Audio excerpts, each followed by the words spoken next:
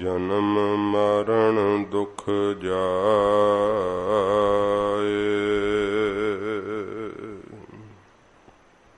सतनाम श्री वाहेगुरु साहेब जियो। माघ मज्जन संग साधुआ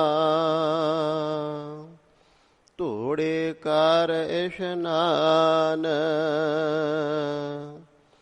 हर का नाम ध्याए सुन सबना नो कर दान। माघ मज्जन संग साधुआ तूड़ी कर इशनान। हर का नाम ध्याए सुन सबना नो कर दान। जन्म कर्म मल उतरै मन ते जाए गुमान। काम क्रोध ना मोहिया बिन सै लोभ सुआन। सच्चा मार्ग चल दिया उस्तत करे जहान। 68 तीरथ सगल पुन जिय दया परवान। जिसनो देवै दया कर सोए पुरख सुजान। जिना मिलया प्रभु अपना नानक तिन कुर्बान। माघ सुचे से कांढिया है जिन पूरा गुर मेहरवान। जिना मिलया प्रभु अपना नानक तिन कुर्बान। माघ सुचे से कांढिया है जिन पूरा गुर मेहरवान। वाहेगुरु जी का खालसा वाहेगुरु जी के फतेह। सच्चे पातशाह चबर छतर तख्त दे मालक जगदी जोत सर्व कला समर्थ दीना बंधु कृपा सिंधु धन साहिब श्री गुरु ग्रंथ साहिब जी महाराज हजूर दी परम दया सदका आप जी सतसंगत दियां कड़ियां दा सुख मान रहे हो। सच्चे पातशाह धन गुरु गोबिंद सिंह साहिब जी महाराज हजूर दे ज्योति जोत समाउन अस्थान तख्त सचखंड श्री हजूर श्री अबचल नगर साहिब विखे दर्शन दीदार करते हुए अपने समय नूं आप सफलियां कर रहे हो। महाराज जी दे पावन दरबार अंदर तुर की बाणी दी लड़ीवार कथा दा समा है। प्यार शरदा नाल हजूर दा अमृत उपदेश सरवण करिए। महाराज जी दे पवित्र स्वरूप दा ध्यान करते हुए आखो जी सतनाम श्री वाहेगुरु ਸਾਹਿਬ ਜੀ। ਸਤਨਾਮ ਸ਼੍ਰੀ ਵਾਹਿਗੁਰੂ ਸਾਹਿਬ ਜੀ। ਸਤਨਾਮ ਸ਼੍ਰੀ ਵਾਹਿਗੁਰੂ ਜੀ। ਮਾਘ ਮੱਝਨ ਸੰਗ ਸਾਧੂਆਂ। ਸਤ ਸੰਗਤ ਜੀ, ਗਰੀਬ ਨਵਾਜ ਧਰਮ ਦੇ ਆਸਰਾ ਰੂਪ ਧੰਨ ਗੁਰੂ ਅਰਜਨ ਦੇਵ ਸੱਚੇ ਪਾਤਸ਼ਾਹ ਜੀ ਮਹਾਰਾਜ ਹਜੂਰ ਪੋਹ ਦੇ ਮਹੀਨੇ ਦੀ ਸਮਾਪਤੀ ਕਰਕੇ ਮਹਾਰਾਜ ਸੱਚੇ ਪਾਤਸ਼ਾਹ ਜੀ ਮਾਘ ਦਾ ਮਹੀਨਾ ਸਤਿਗੁਰੂ ਜੀ ਆਪਣੇ ਸ਼੍ਰੀ ਕੰਠ ਤੋਂ ਉਚਾਰਨ ਕਰ ਰਹੇ ਹੈ। ਇਹ ਮਾਘ ਦੇ ਮਹੀਨੇ ਵਿੱਚ ਸਾਧ ਸੰਗਤ ਜੀ ਇਸ਼ਨਾਨ ਦਾ ਬੜਾ ਭਾਰੀ ਮਹਾਤਮ ਸਮਝਿਆ ਜਾਂਦਾ ਹੈ, ਤੇ ਉਹ ਵੀ ਤਰਬੇਣੀ ਤੇ ਪ੍ਰਾਇ ਰਾਗ ਵਿਖੇ ਇਸ਼ਨਾਨ ਕਰਨ ਦਾ ਸਨਾਤਨੀ ਮਤ ਵਿੱਚ ਬੜਾ ਮਹਾਤਮ ਸਮਝਿਆ ਜਾਂਦਾ ਹੈ। ਅਸਲ ਵਿੱਚ ਹੁਣ ਅਗਿਆਨੀ ਲੋਕ ਨਹਾਉਣ ਦਾ ਹੀ ਇਕੱਲਾ ਮਹਾਤਮ ਸਮਝਣ ਲੱਗ ਪਏ ਹੈ।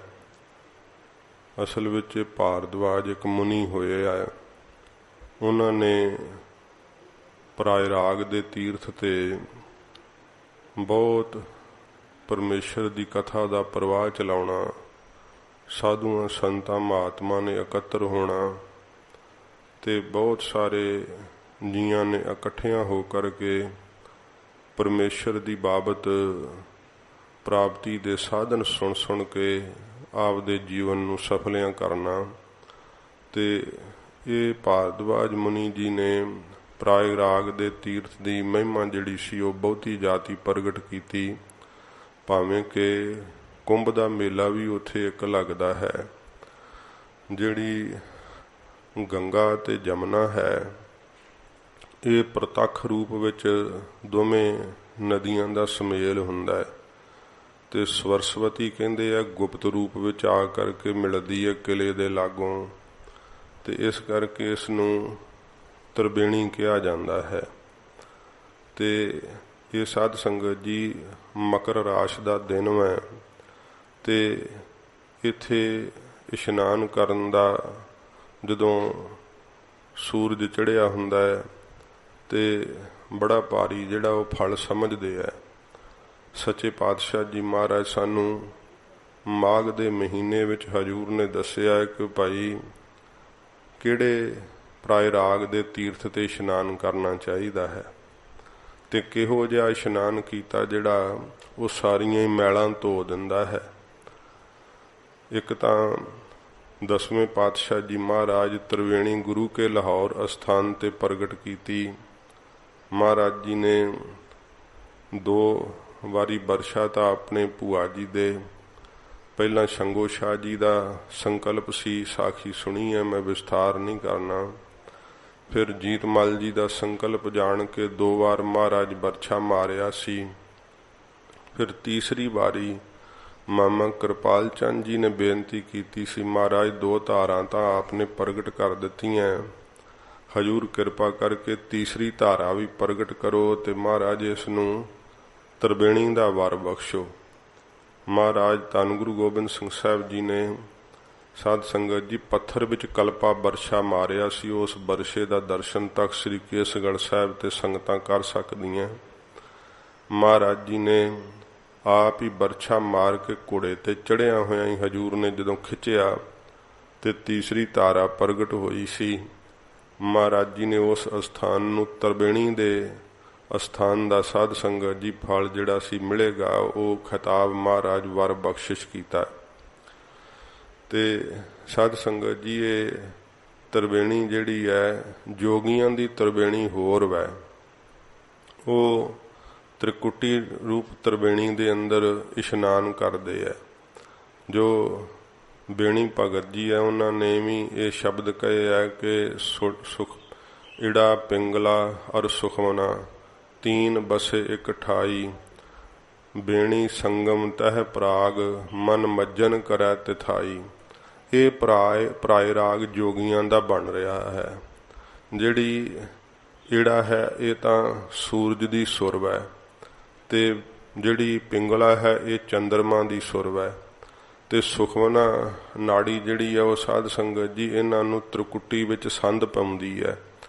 ਤੇ ਇਹ ਜਿਹੜੀ ਹੈ ਤ੍ਰਿਕੁਟੀ ਦੇ ਅੰਦਰ ਜੋਗੀ ਇਸ਼ਨਾਨ ਕਿਵੇਂ ਕਰਦੇ ਆ? ਜਦੋਂ ਅਭਿਆਸ ਕਰਦੇ ਆ ਸੂਰਜ ਦੀ ਸੁਰ ਨਾਲ ਸਵਾਸ ਚੜਾ ਕੇ ਸੁਖਮਨਾ ਨਾੜੀ ਵਿੱਚ ਗਰਮੈਸ਼ ਛੱਡਦੇ ਆ, ਤੇ ਉੱਥੋਂ ਲਹੂ ਮਿੱਝ ਘਲ ਜਾਂਦੀ ਹੈ, ਤੇ ਉਹ ਖਾਲੀ ਹੋਣ ਕਰਕੇ ਉੱਥੇ ਪ੍ਰਾਣ ਚੜ੍ਹਨ ਲੱਗ ਜਾਂਦੇ।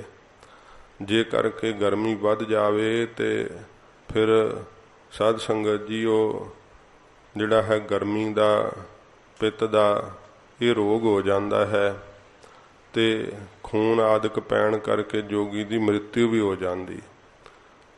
ਪਰ ਕੀ ਕਰਦੇ ਆ ਸਿਆਣੇ ਜੋਗੀ, ਫਿਰ ਸੰਤੁਲਨ ਰੱਖਣ ਵਾਸਤੇ ਜਿਹੜੀ ਚੰਦਰਮਾ ਦੀ ਪਿੰਗਲਾ ਠੰਡੀ ਸੁਰ ਹੈ ਨਾ, ਇਹਨੂੰ ਛੱਡਦੇ ਆ। ਇਹ ਖੱਬੀ ਸੁਰ ਮੰਨੀ ਹੈ ਸਾਧ ਸੰਗਤ ਜੀ, ਸੱਜੀ ਸੂਰਜ ਦੀ ਹੈ ਈੜਾ ਜਿਹੜੀ ਹੈ, ਤੇ ਇਉਂ ਫਿਰ ਆਪਣੀ ਗਰਮੀ ਨੂੰ ਉਹ ਸੰਤੁਲਨ ਵਿੱਚ ਲੈ ਆਉਂਦੇ ਆ, ਬਰਾਬਰ ਕਰ ਲੈਂਦੇ ਆ। ਤੇ ਸੁਖਮਨਾ ਨਾੜੀ ਰਾਹੀਂ ਫਿਰ ਤ੍ਰਿਕੁਟੀ ਛੂਟੈ, 10ਵਾਂ ਦਰ ਖੁੱਲ੍ਹੈ ਤਾਂ ਮਨ ਖੀਵਾ ਭਾਈ। ਫਿਰ 10ਵਾਂ ਦਵਾਰ ਖੁੱਲ੍ਹ ਜਾਂਦਾ ਹੈ, ਤੇ ਜੋਗੀ ਉੱਥੇ ਸਾਧ ਸੰਗਤ ਜੀ ਜਿਹੜਾ ਹੈ ਚਮੁਖੀਏ ਦੀਵੇ ਦੀ ਲਾਟ ਨੂੰ ਵੇਖ ਕਰਕੇ ਬੜਾ ਖੀਵਾ ਹੁੰਦਾ ਹੈ, ਤੇ ਉੱਥੇ ਜੋਗੀ ਲੋਕ ਇਸ਼ਨਾਨ ਕਰਦੇ ਆ। ਇਸੇ ਕਰਕੇ ਇਹ ਤ੍ਰਿਕੁਟੀ ਜਿਹੜੀ ਹੈ ਇਹਦਾ ਇਸ਼ਨਾਨ ਜੋਗੀਆਂ ਦੇ ਅੰਦਰ ਮੰਨਿਆ ਗਿਆ ਹੈ। ਤੇ ਭਗਤ ਬੇਣੀ ਜੀ ਨੇ ਵੀ ਕਿਹਾ ਹੈ ਕਿ ਈੜਾ ਪਿੰਗਲਾ ਅਰ ਸੁਖਮਨਾ ਤੀਨ ਬਸੇ ਇਕ ਠਾਈ, ਇਹ ਤਿੰਨੇ ਇੱਕ ਥਾਂ ਤੇ ਤ੍ਰਿਕੁਟੀ ਵਿੱਚ ਵਸਦੀਆਂ ਹਨ। ਬੇਣੀ ਸੰਗਮ ਤਹਿ ਪ੍ਰਾਗ, ਬੇਣੀ ਜੀ ਕਹਿੰਦੇ ਇਹ ਪ੍ਰਾਗ ਦਾ ਹੀ ਸੰਗਮ ਹੋ ਰਿਹਾ ਜੋਗੀਆਂ ਦਾ ਭਾਈ। ਮਨ ਮੱਜਨ ਕਰੈ ਤਿਥਾਈ, ਉੱਥੇ ਸਰੀਰ ਇਸ਼ਨਾਨ ਨਹੀਂ ਕਰਦਾ, ਜੋਗੀ ਦਾ ਮਨ ਇਸ਼ਨਾਨ ਕਰਦਾ ਹੈ। ਤੇ ਇਹ ਤਾਂ ਸਾਧ ਸੰਗਤ ਜੀ ਜੋਗੀਆਂ ਦੀ ਤ੍ਰਿਕੁਟੀ ਹੈ, ਜੋਗੀਆਂ ਦਾ ਤਰਬੇਣੀ ਦੇ ਇਸ਼ਨਾਨ ਹੈ। ਅਭਿਆਸੀ ਪੁਰਖ ਵੀ ਇਹ ਇਸ਼ਨਾਨ ਕਰ ਲੈਂਦੇ ਹੈ ਜਦੋਂ ਉਹਨਾਂ ਨੂੰ ਇਹ ਸਤਿਗੁਰਾਂ ਦੀ ਸ਼ਬਦ ਦੀ ਬਰਕਤ ਨਾਲ ਇਹ ਅਵਸਥਾ ਪ੍ਰਾਪਤ ਹੋ ਜਾਂਦੀ ਹੈ। ਜੋਗੀ ਤਾਂ ਪ੍ਰਾਣਾਯਾਮ ਨਾਲ ਇਹ ਅਵਸਥਾ ਪ੍ਰਾਪਤ ਕਰਦੇ ਹੈ, ਸਵਾਸਾਂ ਨੂੰ ਚੜਾਉਣਾ, ਟਿਕਾਉਣਾ ਤੇ ਉਤਾਰਨਾ। ਫਿਰ ਇਸ ਪ੍ਰਕਾਰ ਉਹ ਸਾਧ ਸੰਗਤ ਜੀ ਜਿਹੜੀ ਪ੍ਰਾਣ ਵਾਯੂ ਹੈ ਤੇ ਅਪਾਨ ਵਾਯੂ ਹੈ, ਇਹਨੂੰ ਰੋਕ ਕਰਕੇ ਨਾ ਭੁਜੰਗਮਾ ਨਾੜੀ ਦੇ ਅੰਦਰ ਛੱਡਦੇ ਹੈ, ਤੇ ਤਾਂ ਵੀ ਜਿਹੜੇ ਆ ਉਹ ਤ੍ਰਿਕੁਟੀ ਛੁੱਟ ਜਾਂਦੀ ਹੈ, ਪ੍ਰਾਣ ਚੜ੍ਹ ਜਾਂਦੇ ਹੈ। ਇਸ ਪ੍ਰਕਾਰ ਦੇ ਇਸ਼ਨਾਨ ਮੰਨੇ ਆ ਜੋਗੀਆਂ ਦੇ। ਪਰ ਗੁਰੂ ਕੇ ਸਿੱਖ ਜਿਹੜੇ ਆ ਉਹ ਸ਼ਬਦ ਦੀ ਕਮਾਈ ਨਾਲ ਹੀ ਸਾਧ ਸੰਗਤ ਜੀ ਇਹਦੇ ਇਸ਼ਨਾਨ ਦੇ ਮਹਾਤਮ ਨੂੰ ਪ੍ਰਾਪਤ ਕਰ ਲੈਂਦੇ ਹੈ। ਸੱਚੇ ਪਾਤਸ਼ਾਹ ਜੀ ਮਹਾਰਾਜ ਜੀ ਨੇ ਜਿਹੜਾ ਹੈ ਨਾ ਇਹ ਸਾਧ ਸੰਗਤ ਜੀ ਪਰਾਏ ਰਾਗ ਦਾ ਤੀਰਥ ਕਿਹੜਾ ਬਣਾਇਆ ਹੈ? ਮਹਾਰਾਜ ਨੇ ਸਤ ਸੰਗਤ ਪਰਾਏ ਰਾਗ ਦਾ ਤੀਰਥ ਬਣਾਇਆ ਹੈ ਸਤਿਗੁਰਾਂ ਜੀ ਨੇ। ਤੇ ਇਸ ਸਤ ਸੰਗਤ ਰੂਪੀ ਪਰਾਏ ਰਾਗ ਦੇ ਅੰਦਰ ਸਾਧ ਸੰਗਤ ਜੀ ਜਿਹੜਾ ਹੈ ਇਸ ਪ੍ਰਕਾਰ ਇਹ ਮਾਘ ਦਾ ਮਹੀਨਾ, ਸਤ ਸੰਗਤ ਤਾਂ ਮਾਘ ਦਾ ਮਹੀਨਾ ਹੈ, ਤੇ ਜਿਹੜੀ ਸ਼ਰਧਾ ਰੂਪੀ ਮਕਰ ਰਾਸ਼ੀ ਹੈ, ਗਿਆਨ ਰੂਪੀ ਸੂਰਜ ਚੜ੍ਹਿਆ ਹੋਇਆ ਹੈ, ਇੱਥੇ ਭਗਤੀ ਰੂਪੀ ਗੰਗਾ ਵਗ ਰਹੀ ਹੈ। ਫਿਰ ਸਾਧ ਸੰਗਤ ਜੀ ਇਸ ਪ੍ਰਕਾਰ ਮਰਿਆਦਾ ਦੀ ਜਿਹੜੀ ਰਹਿਤ ਦੱਸਣੀ ਹੈ ਇਹ ਜਮਨਾ ਵਗ ਰਹੀ ਹੈ। ਤੇ ਫਿਰ ਇਸ ਪ੍ਰਕਾਰ ਜਿਵੇਂ ਸਰਸਵਤੀ ਕਹਿੰਦੇ ਅੰਦਰੋਂ ਹੀ ਗੁਪਤ ਰੂਪ ਵਿੱਚ ਪ੍ਰਗਟ ਹੁੰਦੀ ਹੈ, ਇਵੇਂ ਸਾਧ ਸੰਗਤ ਜੀ ਪ੍ਰੇਮ ਰੂਪੀ ਸਰਸਵਤੀ ਫਿਰ ਅੰਦਰੋਂ ਹੀ ਪ੍ਰਗਟ ਹੋ ਜਾਂਦੀ ਹੈ। ਗੁਰੂ ਸਾਹਿਬ ਜੀ ਦੇ ਸਿੱਖ ਐਸੇ ਸਾਧ ਸੰਗਤ ਰੂਪੀ ਪਰਾਏ ਰਾਗ ਦੇ ਤੀਰਥ ਤੇ ਇਸ਼ਨਾਨ ਕਰਦੇ ਹੈ। ਤੇ ਇਸ ਦੇ ਇਸ਼ਨਾਨ ਕਰਨ ਦਾ ਕੀ ਮਹੱਤਵ ਮਿਲਦਾ ਹੈ? ਸੱਚੇ ਪਾਤਸ਼ਾਹ ਜੀ ਮਹਾਰਾਜ ਉਹ ਇਸ ਪਾਵਨ ਸ਼ਬਦ ਦੇ ਅੰਦਰ ਮਹਾਰਾਜ ਮਾਘ ਦੇ ਮਹੀਨੇ ਵਿੱਚ ਹਜੂਰ ਬਖਸ਼ਿਸ਼ ਕਰ ਰਹੇ ਹੈ, ਕਿਉਂਕਿ ਕੋਈ ਤਾਂ ਇਸ਼ਨਾਨ ਕਰਦਾ ਕਿ ਮਾਘ ਦਾ ਮਹੀਨਾ ਚੜ੍ਹਿਆ ਤੇ ਆਪਾਂ ਚਲੀਏ ਕਿਸੇ ਖੁੱਲੇ ਜਲ ਵਿੱਚ ਇਸ਼ਨਾਨ ਕਰ ਲਈਏ। ਕੋਈ ਪ੍ਰਾਇ ਰਾਗ ਤ੍ਰਿਵੇਣੀ ਦੇ ਸਥਾਨ ਤੇ ਮਹਾਤਮ ਮੰਨਦਾ ਹੈ। ਸਾਧ ਸੰਗਤ ਜੀ, ਤੀਰਥਾਂ ਦਾ ਨਰਾਦਰ ਨਹੀਂ ਕਰਨਾ ਚਾਹੀਦਾ। ਭਾਵੇਂ ਕਿ ਮਹਾਰਾਜ ਸਾਨੂੰ ਸਤ ਸੰਗਤ ਰੂਪੀ ਪ੍ਰਾਇ ਰਾਗ ਦੇ ਤੀਰਥ ਦੇ ਇਸ਼ਨਾਨ ਦਾ ਫਲ ਦੱਸਿਆ ਹੈ, ਪਰ ਉਹ ਤ੍ਰਿਵੇਣੀ ਦਾ ਅਸਥਾਨ, ਇਹਨਾਂ ਤੀਰਥਾਂ ਨੂੰ ਗੁਰੂ ਸਾਹਿਬ ਜੀ ਨੇ ਚਰਨ ਪਾ ਕੇ ਪਵਿੱਤਰ ਕੀਤਾ ਹੈ। ਮਹਾਰਾਜ ਆਪਣੀ ਬਾਣੀ ਵਿੱਚ ਲਿਖਿਆ ਹੈ ਕਿ ਜਬ ਹੀ ਜਾਤ ਤ੍ਰਿਵੇਣੀ ਭਏ। ਗੁਰੂ ਤੇਗ ਬਹਾਦਰ ਸਾਹਿਬ ਮਹਾਰਾਜ 2.5 ਮਹੀਨੇ ਦਾ ਸਮਾਂ ਸਤਿਗੁਰੂ ਜੀ ਉੱਥੇ ਰਹੇ। ਮਹਾਰਾਜ ਦੀ ਯਾਦ ਵਿੱਚ ਪਵਿੱਤਰ ਗੁਰਦੁਆਰਾ ਸਾਹਿਬ ਬਣਿਆ ਹੋਇਆ ਹੈ। ਸੰਗਤਾਂ ਦਰਸ਼ਨ ਕਰਦੀਆਂ ਨੇ ਤੇ ਮਹਾਰਾਜ ਸੱਚੇ ਪਾਤਸ਼ਾਹ ਜੀ ਨੇ ਇਹ ਆਪਣੀ ਕਲਮ ਨਾਲ ਲਿਖਿਆ ਹੈ ਕਿ ਮੁਰਪਿਤ ਪੂਰਬ ਕੀਸ ਪਿਆਨਾ ਭਾਂਤ ਭਾਂਤ ਕੇ ਤੀਰਥ ਨਾਨਾ। ਤੇ ਇਹ ਸ਼ਬਦ ਤੋਂ ਕਈ ਸ਼ੰਕਾ ਕਰਦੇ ਹੋਏ ਕਹਿੰਦੇ ਐ, ਵੇਖੋ ਜੀ, ਇਹ ਬਾਣੀ ਗੁਰੂ ਜੀ ਦੀ ਨਹੀਂ, ਕਿਉਂਕਿ ਮਹਾਰਾਜ ਨੂੰ ਤੀਰਥਾਂ ਤੇ ਨਹਾਉਣ ਦੀ ਕੀ ਲੋੜ ਪੈ ਗਈ। ਸਾਧ ਸੰਗਤ ਜੀ, ਪਹਿਲਾਂ ਇੱਕ ਤਾਂ ਇਸ਼ਨਾਨ ਦੇ ਜਿਹੜੇ ਸੋਮੇ ਸੀ ਉਹ ਨਦੀਆਂ, ਤਲਾਬ ਤੇ ਇਸ ਪ੍ਰਕਾਰ ਇਹ ਸਰੋਵਰ ਹੀ ਹੁੰਦੇ ਸੀਗੇ, ਉੱਥੋਂ ਹੀ ਸਾਰੇ ਇਸ਼ਨਾਨ ਕਰਦੇ ਸੀਗੇ। ਤੇ ਗੁਰੂ ਸਾਹਿਬ ਦਾ ਤੀਰਥਾਂ ਤੇ ਜਾਣਾ ਉਹ ਪ੍ਰਯੋਜਨ ਨਹੀਂ ਕਿ ਜਿਵੇਂ ਆਮ ਜੀਵ ਆਪਣੇ ਸੰਕਲਪ ਨੂੰ ਛੱਡਣ ਵਾਸਤੇ, ਪਾਪ ਨੂੰ ਲਾਉਣ ਵਾਸਤੇ ਤੀਰਥ ਤੇ ਜਾਂਦੇ ਐ ਤੇ ਪਿਛਲੀਆਂ ਗੁਨਾਹਾਂ ਦੀ ਮਾਫੀ ਮੰਗਦੇ ਆ, ਅੱਗੇ ਤੋਂ ਪ੍ਰਾਸ਼ਚਿਤ ਕਰਮ ਕਰਕੇ ਤੇ ਜੀਵਨ ਨੂੰ ਚੰਗੇ ਰਾਹ ਤੇ ਤੋਰਨ ਲਈ ਪ੍ਰਣ ਕਰਦੇ ਆ ਆਪਣੇ ਇਸ਼ਟ ਦੇਵ ਅੱਗੇ। ਮਹਾਰਾਜ ਸੱਚੇ ਪਾਤਸ਼ਾਹ ਜੀ ਤੀਰਥਾਂ ਨੂੰ ਸਾਧ ਸੰਗਤ ਜੀ ਪਵਿੱਤਰ ਕਰਨ ਵਾਸਤੇ ਮਹਾਰਾਜ ਚਰਨ ਪਾਏ ਐ, ਕਿਉਂਕਿ ਤੀਰਥਾਂ ਦੇ ਉੱਤੇ ਪਾਪੀ ਲੋਕ ਸੰਕਲਪ ਛੱਡ ਕੇ ਚਲੇ ਜਾਂਦੇ। ਉਹਨਾਂ ਤੀਰਥਾਂ ਦੇ ਪਾਪਾਂ ਨੂੰ, ਭਾਰ ਨੂੰ ਲਾਉਣ ਵਾਸਤੇ ਗੁਰੂ ਤੇਗ ਬਹਾਦਰ ਸਾਹਿਬ ਜੀ ਮਹਾਰਾਜ ਉਹਨਾਂ ਤੀਰਥਾਂ ਤੇ ਗਏ ਹੈ। ਫਿਰ ਸਾਧ ਸੰਗਤ ਜੀ, ਹੋਰ ਵੱਡਾ ਕਾਰਨ ਇਹ ਕਿ ਇਹਨਾਂ ਤੀਰਥ ਅਸਥਾਨਾਂ ਤੇ ਲੋਕ ਬਹੁ ਗਿਣਤੀ ਵਿੱਚ ਇਕੱਠੇ ਹੁੰਦੇ ਤੇ ਮਹਾਰਾਜ ਉਹਨਾਂ ਨੂੰ ਪਰਮੇਸ਼ਰ ਦੇ ਮਿਲਣ ਦਾ ਸਤਿਗੁਰਾਂ ਜੀ ਨੇ ਸਿੱਧਾ ਰਾਹ ਜਿਹੜਾ ਸੀ ਉਹ ਇਹਨਾਂ ਤੀਰਥਾਂ ਤੇ ਆ ਕਰਕੇ ਦਰਸਾਇਆ। ਜੇ ਵੇਖੀਏ ਤੇ ਕੁਰੂਕਸ਼ੇਤਰ ਵਿੱਚ ਵੀ ਮਹਾਰਾਜ ਗੁਰੂ ਤੇਗ ਬਹਾਦਰ ਸਾਹਿਬ ਦਾ ਅਸਥਾਨ ਉਹ ਸ਼ਿਵ ਦੇ ਪੁਰਾਤਨ ਮੰਦਰ ਦੇ ਬਿਲਕੁਲ ਸਾਧ ਸੰਗਤ ਜੀ ਨਾਲ ਬਣਿਆ ਹੋਇਆ ਹੈ। ਤੇ ਹੁਣ ਜਿਹੜੀਆਂ ਪਿਛਲੇ ਸਮੇਂ ਵਿੱਚ ਜਦੋਂ ਸਿੰਘ ਸਭਾ ਲਹਿਰ ਚੱਲੀ ਸੀ, ਉਦੋਂ ਹੀ ਕੰਧ ਕਰ ਦਿੱਤੀ। ਮੰਦਰ ਜਿਹੜਾ ਹੁਣ ਇੱਕ ਪਾਸੇ ਹੈ, ਗੁਰਦੁਆਰਾ ਸਾਹਿਬ ਇੱਕ ਪਾਸੇ ਹੈ। ਤੋ ਸੱਚੇ ਪਾਤਸ਼ਾਹ ਜੀ ਮਹਾਰਾਜ ਉੱਥੇ ਕੋਈ ਸ਼ਿਵ ਦੁਆਲੇ ਮੱਥਾ ਥੋੜੋ ਟੇਕਣ ਗਏ ਸੀ। ਗੁਰੂ ਤੇਗ ਬਹਾਦਰ ਸਾਹਿਬ ਜੀ ਮਹਾਰਾਜ, ਸਤਿਗੁਰੂ ਤਾਂ ਆਪਣੀ ਬਾਣੀ ਵਿੱਚ ਕਹਿੰਦੇ ਆ ਕਿ ਭਾਈ ਪੱਥਰ ਨੂੰ ਪੂਜਣ ਦੇ ਨਾਲ ਕੁਝ ਨਹੀਂ ਪ੍ਰਾਪਤ ਹੁੰਦਾ। ਮਹਾਰਾਜ ਉਹਨਾਂ ਜੀਆਂ ਨੂੰ ਦੱਸਣ ਵਾਸਤੇ ਗਏ ਕਿ ਭਾਈ ਜਿਸ ਸ਼ਿਵਲਿੰਗ ਦੀ ਤੁਸੀਂ ਪੂਜਾ ਕਰਦੇ ਹੋ, ਇੱਥੋਂ ਤੁਹਾਨੂੰ ਇਸ ਫੋਕਟ ਕਰਮ ਤੋਂ ਜੀਵਨ ਮੁਕਤੀ ਦਾ ਫਲ ਨਹੀਂ ਪ੍ਰਾਪਤ ਹੋਣਾ। ਫਿਰ ਮਹਾਰਾਜ ਸੱਚੇ ਪਾਤਸ਼ਾਹ ਜੀ ਨੇ ਦੱਸਿਆ ਸੀ ਕਿ ਭਾਈ ਕਿਸ ਤਰੀਕੇ ਨਾਲ ਜਿਹੜਾ ਹੈ ਜੀਵਨ ਮੁਕਤੀ ਦਾ ਫਲ ਪ੍ਰਾਪਤ ਹੁੰਦਾ। ਜਿਸ ਥੜਾ ਸਾਹਿਬ ਤੇ ਹਜੂਰ ਬੈਠੇ, ਉੱਥੇ ਅੱਜ ਗੁਰੂ ਗ੍ਰੰਥ ਸਾਹਿਬ ਜੀ ਮਹਾਰਾਜ ਦਾ ਪ੍ਰਕਾਸ਼ ਹੈ। ਫਿਰ ਮਹਾਰਾਜ ਇੰਨੇ ਗੁਰੂ ਮਹਾਰਾਜ ਸੱਚੇ ਪਾਤਸ਼ਾਹ ਜੀ ਤਿਆਗੀ ਗੁਰੂ ਤੇਗ ਬਹਾਦਰ ਸਾਹਿਬ ਉੱਥੇ ਜਦੋਂ ਮਹਾਰਾਜ ਬੈਠੇ ਤੇ ਸੰਗਤਾਂ ਉਪਦੇਸ਼ ਪਾ ਕੇ ਨਿਹਾਲ ਹੋਈਆਂ। ਬਹੁਤ ਮਹਾਰਾਜ ਨੂੰ ਮਾਇਆ ਭੇਟ ਹੋਈ, ਬਹੁਤ ਜ਼ਿਆਦਾ ਮਾਇਆ ਸਤਿਗੁਰਾਂ ਨੂੰ ਜਦੋਂ ਭੇਟ ਹੋਈ, ਮਹਾਰਾਜ ਨੇ ਉੱਥੋਂ ਦੇ ਜਿਹੜੇ ਮੋਹਦਵਰ ਸੀ ਉਹਨਾਂ ਨੂੰ ਕੋਲ ਬੁਲਾਇਆ। ਹਜੂਰ ਨੇ ਆਖਿਆ ਕਿ ਭਾਈ ਇਹ ਮਾਇਆ ਦੀ ਇੱਥੇ ਇੱਕ ਨਾ ਬੌਲੀ ਲਾਓ। ਸਤਿਗੁਰਾਂ ਜੀ ਨੇ ਜਿਹੜੀ ਬੌਲੀ ਸਿਰਜੀ ਨਾ, ਉਹ ਕੰਧ ਮੰਦਰ ਵਾਲਿਆਂ ਨੇ ਬੌਲੀ ਵਿੱਚ ਲੈ ਲਈ ਹੈ ਤੇ ਉਹ ਬੌਲੀ ਉਧਰ ਨੂੰ ਮਹਾਰਾਜ ਗੁਰੂ ਤੇਗ ਬਹਾਦਰ ਸਾਹਿਬ ਦੀ ਲਵਾਈ ਹੋਈ ਹੈ। ਸੱਚੇ ਪਾਤਸ਼ਾਹ ਜੀ ਮਹਾਰਾਜ ਨੇ ਉਸ ਬੌਲੀ ਨੂੰ ਤਾਮੀਰ ਕਰਵਾਇਆ ਸੀ ਤੇ ਉਹਨਾਂ ਕੰਧ ਕਰਨ ਲੱਗਿਆਂ ਜਿਹੜੀ ਹੈ ਉਹ ਮੰਦਰ ਦੇ ਹਦੂਦ ਵਿੱਚ ਬੌਲੀ ਲੈ ਲਈ ਹੈ। ਮੈਂ ਦਰਸ਼ਨ ਕੀਤੇ ਉਸ ਬੌਲੀ ਸਾਹਿਬ ਦੇ ਜੋ ਗੁਰੂ ਸਾਹਿਬ ਜੀ ਨੇ ਲਵਾਈ ਸੀ।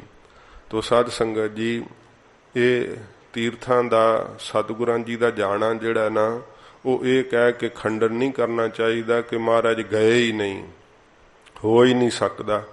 ਇਹਦੇ ਵਿੱਚ ਸੂਖਸ਼ਮ ਭੇਦ ਇਹ ਜਾਣਨਾ ਚਾਹੀਦਾ ਕਿ ਸਤਿਗੁਰਾਂ ਜੀ ਦੇ ਜਾਣ ਦਾ ਕਾਰਨ ਕੀ ਸੀਗਾ। ਤੋ ਇਸ ਕਰਕੇ ਮਹਾਰਾਜ ਆਪ ਦੇ ਸਿੱਖਾਂ ਨੂੰ ਸਾਧ ਸੰਗਤ ਜੀ ਇਹ ਆਗਿਆ ਕੀਤੀ ਹੈ ਕਿ ਭਾਈ ਤੁਹਾਨੂੰ ਤੁਰ ਤੁਰ ਕੇ ਜਿਹੜਾ ਹੈ ਕਿਸੇ ਤੀਰਥ ਤੇ ਨਹਾਉਣ ਨੂੰ ਮਾਘ ਦੇ ਮਹੀਨੇ ਨਹੀਂ ਜਾਣਾ ਚਾਹੀਦਾ।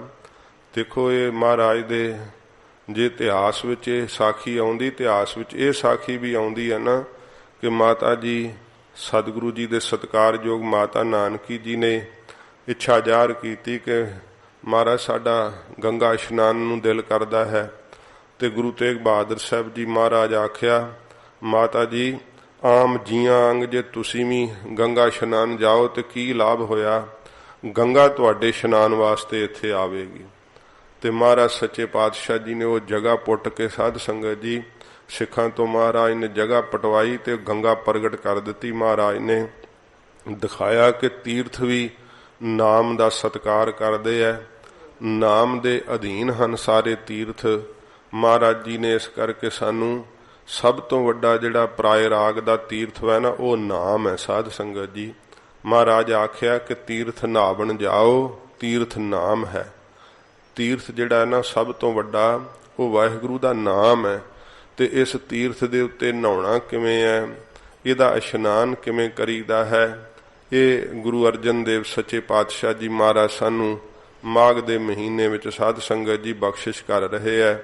ਜਾਣੋ ਕਿ ਸਤਸੰਗਤ ਰੂਪੀ ਇਹ ਮਾਘ ਦਾ ਮਹੀਨਾ ਹੈ ਅਤੇ ਸ਼ਰਧਾ ਰੂਪੀ ਮਕਰ ਰਾਸ਼ੀ ਹੈ।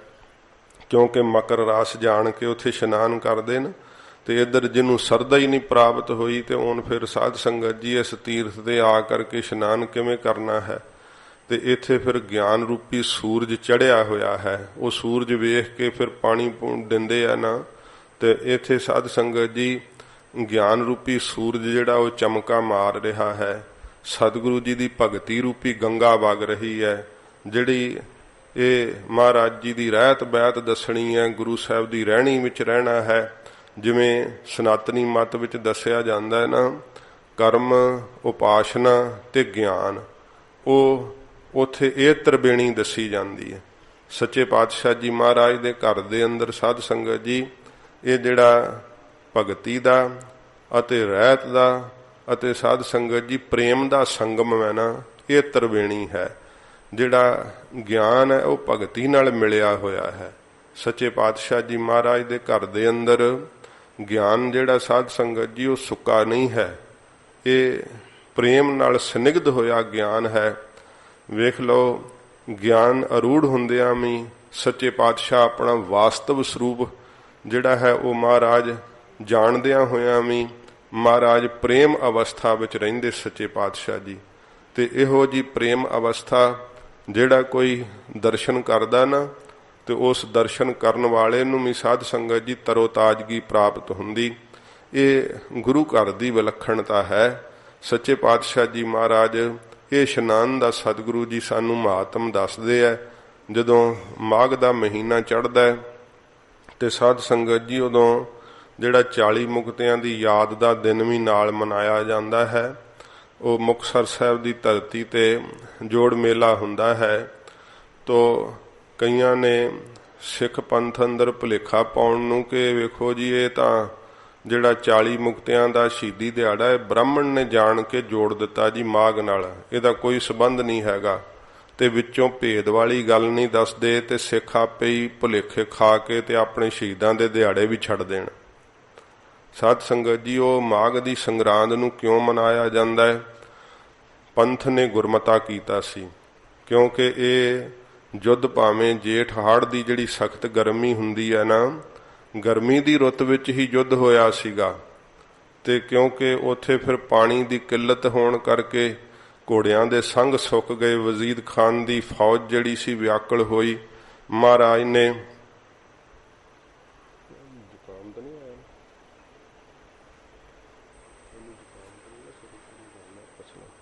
ਜੋ ਟਿੱਬੀ ਹੈ ਸਾਧ ਸੰਗਤ ਜੀ, ਉੱਥੇ ਟਿੱਬੀ ਸਾਹਿਬ ਦੇ ਉੱਤੇ ਸਤਿਗੁਰੂ ਪਾਤਸ਼ਾਹ ਜੀ ਮਹਾਰਾਜ ਨੇ ਉਹ ਜਿਹੜਾ ਸੀ ਵਾਹਿਗੁਰੂ ਢਾਬ ਦੇ ਉੱਤੇ ਜਿਹੜੀ ਖਦਰਾਣੇ ਦੀ ਢਾਬ ਉਹਨੂੰ ਕਹਿੰਦੇ ਜਿਹਦੇ ਵਿੱਚ ਜਲ ਹੋਵੇ, ਤੇ ਉੱਥੇ ਮਹਾਰਾਜ ਸਾਹਿਬ ਜੀ ਨੇ ਪਹਿਲਾਂ ਹੀ ਸਾਧ ਸੰਗਤ ਜੀ ਜਿਹੜਾ ਹੀ ਉਹ ਆਪ ਦਾ ਕਬਜ਼ਾ ਮਹਾਰਾਜ ਜਮਾ ਲਿਆ ਸੀਗਾ।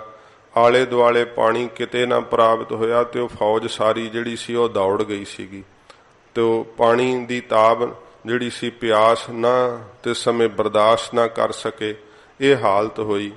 ਤੇ ਉਹਨਾਂ ਦਾ ਕਹਿਣਾ ਹੈ ਕਿ ਇਹ ਮਾਘ ਦੀ ਸੰਗਰਾਂਦ ਨੂੰ ਜਾਣ ਬੁੱਝ ਕੇ ਜਿਹੜਾ ਹੈ, ਮਾਈਕ ਠੀਕ ਹੈ,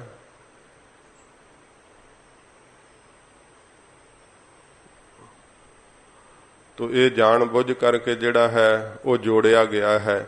ਪਰ ਅਸਲ ਵਿੱਚ ਸਾਧ ਸੰਗਤ ਜੀ ਪੰਥ ਨੇ ਗੁਰਮਤਾ ਕੀਤਾ ਸੀ, ਕਿਉਂਕਿ ਜਦੋਂ ਉੱਥੇ ਦਿਹਾੜਾ ਮਨਾਉਣ ਵਾਸਤੇ ਜਾਂਦੇ ਸੀਗੇ ਤੇ ਬਹੁਤ ਸਾਰਾ ਸੰਗਤ ਨੂੰ ਵੀ ਕਠਿਨਾਈਆਂ ਦਾ ਸਾਹਮਣਾ ਕਰਨਾ ਪੈਂਦਾ ਸੀ। ਇਹ ਰੇਤਲਾ ਬਾਹਲਾ ਇਲਾਕਾ ਹੈ ਉਹ, ਤੇ ਅੱਜ ਕੱਲ੍ਹ ਦੇ ਤਾਂ ਹੁਣ ਸਾਧਨ ਸਭ ਥਾਵਾਂ ਤੇ ਟਿਊਬਵੈੱਲ ਆਦਿਕ ਹੋ ਗਏ ਆ, ਪਰ ਉਹਨਾਂ ਸਮਿਆਂ 'ਚ ਸਾਧ ਸੰਗਤ ਜੀ ਪਾਣੀ ਦੀ ਬਾੜੀ ਕਿੱਲਤ ਆਉਂਦੀ ਸੀ ਵੱਡੇ ਇਕੱਠ ਨੂੰ। ਤੇ ਫਿਰ ਸਿੰਘਾਂ ਨੇ ਗੁਰਮਤਾ ਕੀਤਾ ਸੀਗਾ ਕਿ ਦਿਹਾੜਾ ਮਨਾਉਣ ਵਾਸਤੇ ਆਪਾਂ ਕੋਈ ਇਹੋ ਜਿਹਾ ਦਿਨ ਜਿਹੜਾ ਉਹ ਚੁਣੀਏ ਜਿਹੜਾ ਸਭ ਵਾਸਤੇ ਠੀਕ ਹੋਵੇ, ਮੌਸਮ ਦੇ ਪੱਖ ਤੋਂ ਵੀ ਬਾਹਲੀ ਪਿਆਸ ਨਾ ਲੱਗੇ, ਕਿਉਂਕਿ ਜਿੰਨਾ ਗਰਮੀ ਵਿੱਚ ਡਾਹ ਲੱਗਦੀ ਹੈ, ਪਿਆਸ ਲੱਗਦੀ, ਉਨੀ ਸਰਦੀਆਂ 'ਚ ਥੋੜ੍ਹੋ ਲੱਗਦੀ ਹੈ। ਫਿਰ ਪੰਥ ਨੇ ਇਹ ਮਾਘ ਦੀ ਸੰਗਰਾਂਦ ਦਾ ਦਿਨ ਜਿਹੜਾ ਸੀ ਨਾ, ਇਹ ਸਾਧ ਸੰਗਤ ਜੀ ਗੁਰਮਤਾ ਕਰਕੇ ਚੁਣ ਲਿਆ। ਤੇ ਤਾਂ ਮੁਕਤਸਰ ਸਾਹਿਬ ਦਾ ਸ਼ਹੀਦੀ ਜੋੜ ਮੇਲਾ ਜਿਹੜਾ ਨਾ, ਉਹ ਮਾਘ ਦੀ ਸੰਗਰਾਂਦ ਨੂੰ ਮਨਾਇਆ ਜਾਂਦਾ। ਤੇ ਫਿਰ ਉਹ ਤਰਕ ਕਰਦੇ ਆ ਜੀ ਉਦੋਂ ਤਾਂ ਪਾਣੀ ਹੈ ਨਹੀਂ ਸੀ, ਹੁਣ ਤਾਂ ਹੈਗਾ, ਹੁਣ ਜੇਠ ਹਾੜ ਨੂੰ ਮਨਾ ਲਿਆ ਕਰੋ। ਤੇ ਭਾਈ ਉਹ ਕਿਸੇ ਇਕੱਲੇ ਦਾ ਫੈਸਲਾ ਨਹੀਂ ਹੁੰਦਾ, ਪੰਥ ਦੇ ਫੈਸਲੇ ਪੰਥ ਹੀ ਬਦਲ ਸਕਦਾ ਹੈ, ਕੋਈ ਇਕੱਲਾ ਦੁਕੱਲਾ ਨਹੀਂ ਬਦਲ ਸਕਦਾ। ਸ੍ਰੀ ਅਕਾਲ ਤਖਤ ਸਾਹਿਬ ਤੇ ਅੱਜ ਵੀ ਪੰਜ ਸਿੰਘ ਸਾਹਿਬਾਨ ਜਦੋਂ ਗੁਰਮਤਾ ਕਰਕੇ ਕੋਈ ਫੈਸਲਾ ਕਰਨਗੇ ਤੇ ਪੰਥ ਉਸੇ ਤਰ੍ਹਾਂ ਹੀ ਉਸ ਨੂੰ ਕਰੇਗਾ। ਫਿਰ ਜੇ ਆਪਾਂ ਵੇਖੀਏ ਪੰਥ ਦੇ ਲਏ ਹੋਏ ਗੁਰਮਤੇ ਨੇ, ਵਿਸਾਖੀ ਦੀ ਜਦੋਂ ਸੰਗਰਾਂਦ ਆਉਂਦੀ ਹੈ ਤੇ ਪੰਥ ਦੀ ਸਿਰਜਣਾ ਕਿੱਥੇ ਹੋਈ? ਤਖਤ ਸ੍ਰੀ ਕੇਸਗੜ੍ਹ ਸਾਹਿਬ ਸਥਾਨ ਤੇ ਸ੍ਰੀ ਅਨੰਦਪੁਰ ਸਾਹਿਬ। ਪਰ ਜਦੋਂ ਪੰਥ ਵਿਸਾਖੀ ਦਾ ਜੋੜ ਮੇਲਾ ਮਨਾਉਂਦਾ, ਕਿੱਥੇ ਮਨਾਉਂਦਾ ਹੈ? ਦਮਦਮਾ ਸਾਹਿਬ। ਤੇ ਉਹ ਸਾਧ ਸੰਗਤ ਜੀ ਇਹ ਪੰਥ ਦੇ ਕੀਤੇ ਹੋਏ ਗੁਰਮਤੇ ਹੈ। ਇਸ ਕਰਕੇ ਕਿਸੇ ਨੂੰ ਭੁਲੇਖੇ ਦੇ ਸ਼ਿਕਾਰ ਨਹੀਂ ਹੋਣਾ ਚਾਹੀਦਾ, ਕਿੰਤੂ ਪਰੰਤੂ ਵਿੱਚ ਨਹੀਂ ਪੈਣਾ ਚਾਹੀਦਾ। ਤੋ ਵੇਖਣਾ ਚਾਹੀਦਾ ਹੈ ਕਿ ਇਹਦਾ ਪਿਛੋਕੜ ਕੀ ਹੈ, ਇਹਦੇ ਪਿੱਛੇ ਕੀ ਇਤਿਹਾਸ ਹੈ, ਕਾਰਨ ਕੀ ਹੈ। ਤੋ ਮਹਾਰਾਜ ਸੱਚੇ ਪਾਤਸ਼ਾਹ ਸਾਨੂੰ ਮਾਘ ਦੇ ਮਹੀਨੇ ਦਾ ਇਸ਼ਨਾਨ ਸਤਿਗੁਰੂ ਜੀ ਦੱਸਦੇ ਹੈ ਕਿ ਕਿਹੜਾ ਇਸ਼ਨਾਨ ਕੀਤਾ ਹੋਇਆ। ਬਾਹਰੋਂ ਕੀਤਾ ਇਸ਼ਨਾਨ ਤਾਂ ਬਾਹਰਲੀ ਮੈਲ ਲਾਉਂਦਾ ਨਾ। ਮਹਾਰਾਜ ਸੱਚੇ ਪਾਤਸ਼ਾਹ ਜੀ ਕਹਿੰਦੇ ਭਾਈ ਇਹ ਤੁਹਾਨੂੰ ਇਹੋ ਜਿਹਾ ਇਸ਼ਨਾਨ ਦੱਸਦੇ ਆ ਜਿਸ ਇਸ਼ਨਾਨ ਦੇ ਨਾਲ ਮਨ ਤੇ ਪਈ ਹੋਈ ਪਾਪਾਂ ਦੀ ਮੈਲ ਹੀ ਲੈ ਜੇ।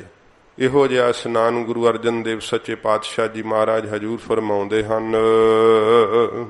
ਮਾਘ ਮੱਝਨ ਸੰਗ ਸਾਧੂਆਂ। ਮਹਾਰਾਜ ਕਹਿੰਦੇ ਭਾਈ ਮਾਘ ਦੇ ਅੰਦਰ ਮੱਜਨ ਸਾਧ ਸੰਗਤ ਜੀ ਇਸ਼ਨਾਨ ਨੂੰ ਕਹਿੰਦੇ ਆ।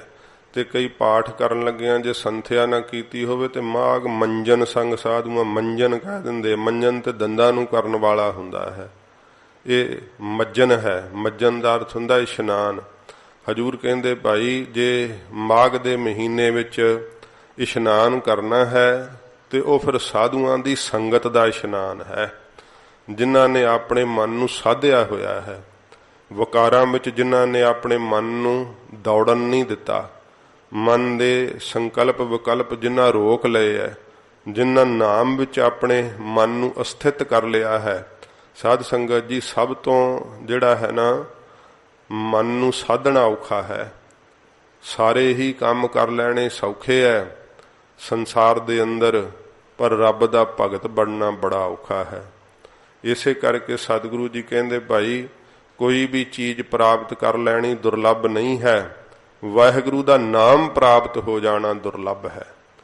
ਤੇ ਜਿਹਨੂੰ ਪ੍ਰਾਪਤ ਹੋਇਆ ਹੈ ਉਹ ਹੈ ਸਾਧੂ, ਜਿਹਨੇ ਆਪਣੇ ਮਨ ਨੂੰ ਸਾਧਿਆ ਹੋਇਆ ਹੈ। ਐਸੇ ਗੁਰਮੁਖਾਂ ਦੀ ਨਾਮ ਰਸੀਆਂ ਦੀ ਜਿਹੜੀ ਸੰਗਤ ਵੈ, ਮਹਾਰਾਜ ਕਹਿੰਦੇ ਭਾਈ ਮਾਘ ਦਾ ਮਹੀਨਾ ਜਦੋਂ ਚੜ੍ਹਦਾ ਨਾ, ਇਹ ਇਸ਼ਨਾਨ ਕੀਤਾ ਹੋਇਆ ਸੰਗਤ ਵਿੱਚ ਜਿਵੇਂ ਆਪ ਕਰ ਰਹੇ ਹੋ, ਇਹ ਇਸ਼ਨਾਨ ਮਹਾਰਾਜ ਕਹਿੰਦੇ ਬੜਾ ਫਲੀਭੂਤ ਹੁੰਦਾ ਹੈ। ਇਹ ਇਸ਼ਨਾਨ ਗੁਰਸਿੱਖੋ ਬੜਾ ਹੀ ਚੰਗਾ ਹੈ।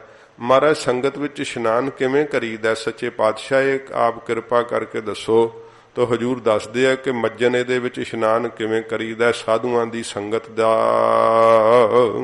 ਧੂੜੇ ਕਰ ਇਸ਼ਨਾਨ। ਮਹਾਰਾਜ ਕਹਿੰਦੇ ਭਾਈ ਜਿਹੜੀ ਸਾਧ ਸੰਗਤ ਦੀ ਧੂੜ ਹੈ ਨਾ, ਉਹਦੇ ਨਾਲ ਸੱਚੇ ਪਾਤਸ਼ਾਹ ਜੀ ਮਹਾਰਾਜ ਕਹਿੰਦੇ ਭਾਈ ਇਸ਼ਨਾਨ ਕਰੀਦਾ ਹੈ। ਸਾਧ ਸੰਗਤ ਜੀ ਜੋ ਪ੍ਰਤੱਖ ਵੀ ਸਾਧ ਸੰਗਤ ਦੀ ਧੂੜ ਹੈ ਨਾ, ਇਹਦੇ ਨਾਲ ਰੋਗੀਆਂ ਦੇ ਰੋਗ ਟੁੱਟ ਜਾਂਦੇ ਆ। ਇਹ ਬਾਹਰੋਂ ਜਿਹੜੀ ਧੂੜ ਹੈ ਇਹ ਅੰਤਰੀਬ ਕਿਵੇਂ ਕਿਰਪਾ ਕਰ ਦਿੰਦੀ ਹੈ, ਕਿਉਂਕਿ ਸਾਧ ਸੰਗਤ ਜੀ ਇਹਦੇ ਨਾਲ ਮਨ ਦੇ ਅੰਦਰ ਨਿਮਰਤਾ ਦਾ ਵਾਸ ਹੁੰਦਾ ਹੈ, ਢਹਿ ਪਈਦਾ ਹੈ, ਨਿਮਾਣੇ ਬਣ ਜਾਈਦਾ ਹੈ। ਧੂੜ ਜਿਹੜੀ ਹੈ ਨਾ ਉਹ ਅੰਦਰੋਂ ਸਾਧ ਸੰਗਤ ਜੀ ਜਿਹੜਾ ਹੰਕਾਰ ਹੈ ਉਹਨੂੰ ਨਾਸ਼ ਕਰਦੀ ਹੈ।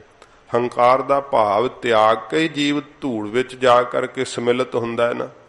ਜਿਹਨੂੰ ਹੰਕਾਰ ਦਾ ਭਾਵ ਹੋਵੇ ਨਾ ਉਹ ਸਾਧ ਸੰਗਤ ਜੀ ਡਸਟ ਹੀ ਦੱਸਦਾ ਹੈ। ਉਹ ਕਹਿੰਦਾ ਇਹ ਤਾਂ ਡਸਟ ਹੈ, ਅਲਰਜੀ ਹੋ ਜਾਏਗੀ। ਤੇ ਜਿਹਨੂੰ ਸ਼ਰਧਾ ਹੈ ਉਹਦੀਆਂ ਸਾਰੀਆਂ ਹੀ ਅਲਰਜੀਆਂ ਉਹ ਦੂਰ ਕਰ ਦਿੰਦੀ ਹੈ। ਜਿਵੇਂ ਸੰਤ ਬਾਬਾ ਜਰਨੈਲ ਸਿੰਘ ਜੀ ਖਾਲਸਾ ਪਿੰਡਰਾਂ ਵਾਲੇ ਮਹਾਂਪੁਰਖ, ਮੈਂ ਜ਼ਿਕਰ ਕੀਤਾ ਸੀ ਸ਼ਾਇਦ ਅੱਗੇ ਵੀ, ਉਹਨਾਂ ਕੋਲ ਇੱਕ ਸਾਧ ਸੰਗਤ ਜੀ ਪ੍ਰੇਮੀ ਜਿਹੜਾ ਸੰਗਤ ਦਾ ਮੋਹਤਬਰ ਸੀ, ਉਹ ਸੰਗਤ ਨਾਲ ਲੈ ਕੇ ਆਇਆ। ਦਾੜੀ ਉਸਨੇ ਉਹ ਜਾਲੀ ਜਿਵੇਂ ਫੌਜੀ ਨਹੀਂ ਪਾਉਂਦੇ ਹੋਵੇਂ ਦਾੜੀ ਦੇ ਦਾੜਾ ਬੰਨਿਆ ਸੀ ਤੇ ਦਾੜੇ ਦੇ ਉੱਤੇ ਜਾਲੀ ਪਾਈ ਹੋਈ ਸੀ। ਮਹਾਂਪੁਰਖਾਂ ਦੇ ਅੱਗੇ ਹੋ ਕੇ ਹੁਣ ਸੰਗਤ ਦਾ ਮੋਹਤਬਰ ਸੀ, ਕੋਈ ਗੱਲਬਾਤ ਕਰਨ ਲੱਗਾ। ਮਹਾਂਪੁਰਖ ਕਹਿੰਦੇ ਭਾਈ ਪਹਿਲੋਂ ਦਾੜਾ ਖੋਲ ਫਿਰ ਮੇਰੇ ਨਾਲ ਗੱਲ ਕਰੀ, ਕਿਉਂਕਿ ਮਹਾਰਾਜ ਆਖਿਆ ਨਾ ਕਿ ਸਾਬਤ ਸੂਰਤ ਸਿੱਧਾ ਦਾੜਾ ਤੋ ਜਿਹੜਾ ਇਹ ਘੁਮਾ ਫਿਰਾ ਕਰਕੇ ਜਿਹੜਾ ਬੰਨਣਾ ਹੈ, ਭਾਵੇਂ ਕਿ ਕਈ ਕਾਰਜਾਂ ਵਿੱਚ ਜਦੋਂ ਵਿਹਾਰ ਕਰਦੇ ਆ ਗੁਰਮੁਖ, ਉਦੋਂ ਸਾਧ ਸੰਗਤ ਜੀ ਆਪਣੇ ਪਰਨੇ ਨਾਲ ਵੀ ਦਾੜੇ ਨੂੰ ਸੰਕੋਚ ਲੈਂਦੇ, ਕਿਉਂਕਿ ਜਿਵੇਂ ਭਾਈ ਪਰਾਗਾ ਜੀ ਸੀ ਉਹਨਾਂ ਦਾ ਦਾੜਾ ਬਹੁਤ ਲੰਬਾ ਸੀ ਤੇ ਜਦੋਂ ਯੁੱਧ ਕਰਦੇ ਹੁੰਦੇ ਸੀ ਤੇ ਆਪਣੇ ਪਰਨੇ ਵਿੱਚ ਆਪਣਾ ਦਾੜਾ ਬੰਨ੍ਹ ਲੈਂਦੇ ਹੁੰਦੇ ਸੀ ਭਾਈ ਪਰਾਗਾ ਜੀ। ਇਉਂ ਇਹ ਗੁਰਸਿੱਖ ਜਿਹੜਾ ਹੈ ਕੇਸਾਂ ਦੀ ਸੰਭਾਲ ਵੀ ਕਰਦੇ ਆ, ਪਰ ਮਹਾਰਾਜ ਦੀ ਆਗਿਆ ਕਿ ਭਾਈ ਦਾੜਾ ਸਿੱਧਾ ਚਾਹੀਦਾ। ਤੇ ਜਦੋਂ ਮਹਾਂਪੁਰਖਾਂ ਨੇ ਆਖਿਆ ਉਹ ਗੱਲ ਟਾਲ ਕੇ ਫਿਰ ਗੱਲ ਕਰਨ ਲੱਗਾ। ਫਿਰ ਮਹਾਂਪੁਰਖ ਜਦੋਂ ਉਹਦੀ ਗੱਲ ਜਿਹੜੀ ਹੈ ਫਿਰ ਉਹ ਛੱਡ ਕੇ ਕਹਿੰਦੇ ਤੈਨੂੰ ਕਿਹਾ ਪਹਿਲੋਂ ਦਾੜਾ ਖੋਲ। ਜਦੋਂ ਦੂਸਰੀ ਵਾਰ ਵੀ ਮਹਾਂਪੁਰਖਾਂ ਆਖਿਆ ਤੇ ਉਹ ਫਿਰ ਉਹਨੂੰ ਪਤਾ ਲੱਗ ਗਿਆ ਕਿ ਮਹਾਂਪੁਰਖਾਂ ਹੁਣ ਟਲਣਾ ਨਹੀਂ। ਕਹਿੰਦਾ ਮਹਾਰਾਜ ਦਾੜਾ ਤਾਂ ਖੋਲ ਦਿੰਨਾ ਪਰ ਕਿਰਪਾ ਕਰਨੀ ਪਊਗੀ।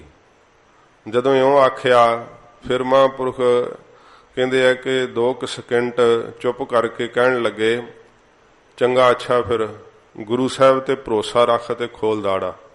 ਜਦੋਂ ਉਸ ਦਾੜਾ ਖੋਲਿਆ ਤੇ ਉਹ ਇੱਕੇ ਪਾਸੇ ਦਾੜਾ ਸੀਗਾ, ਉਹਦੇ ਇੱਕ ਪਾਸੇ ਬਿਲਕੁਲ ਹੀ ਕੇਸ ਹੈ ਨਹੀਂ ਸੀਗੇ ਤੇ ਇੱਕ ਪਾਸੇ ਦਾੜਾ ਸੀ। ਤੇ ਉਹ ਕਹਿਣ ਲੱਗਾ ਮਹਾਰਾਜ ਮੈਂ ਇਸ ਕਰਕੇ ਬੰਦ ਹੈ, ਮੈਨੂੰ ਇੱਕ ਪਾਸੇ ਦਾੜਾ ਆਇਆ ਹੀ ਨਹੀਂ ਤੇ ਉਹ ਬੁਰਾ ਲੱਗਦਾ ਤੇ ਮੈਂ ਇਧਰੋਂ ਹੀ ਕੇਸ ਇਕੱਠੇ ਕਰਕੇ ਜਾਲੀ ਪਾ ਕੇ ਤੇ ਬੰਨ ਲੈਣਾ ਤੇ ਪ੍ਰਤੀਤ ਨਾ ਹੋਵੇ ਕਿ ਇੱਧਰ ਕੇਸ ਨਹੀਂ ਆਏ ਹੈਗੇ। ਤੇ ਮਹਾਂਪੁਰਖ ਕਹਿਣ ਲੱਗੇ ਭਾਈ ਗੱਲ ਇਉਂ ਹੈ, ਜੇ ਤਾਂ ਸਮਝੇ ਕਿ ਮੇਰੇ ਵਿੱਚ ਕੋਈ ਸ਼ਕਤੀ ਹੈ, ਉਹ ਤਾਂ ਮੈਂ ਤਾਂ ਕੋਈ ਸ਼ਕਤੀ ਨਹੀਂ ਧਰਦਾ। ਇਹ ਉਹਨਾਂ ਦੀ ਨਿਮਰਤਾ ਸੀਗੀ।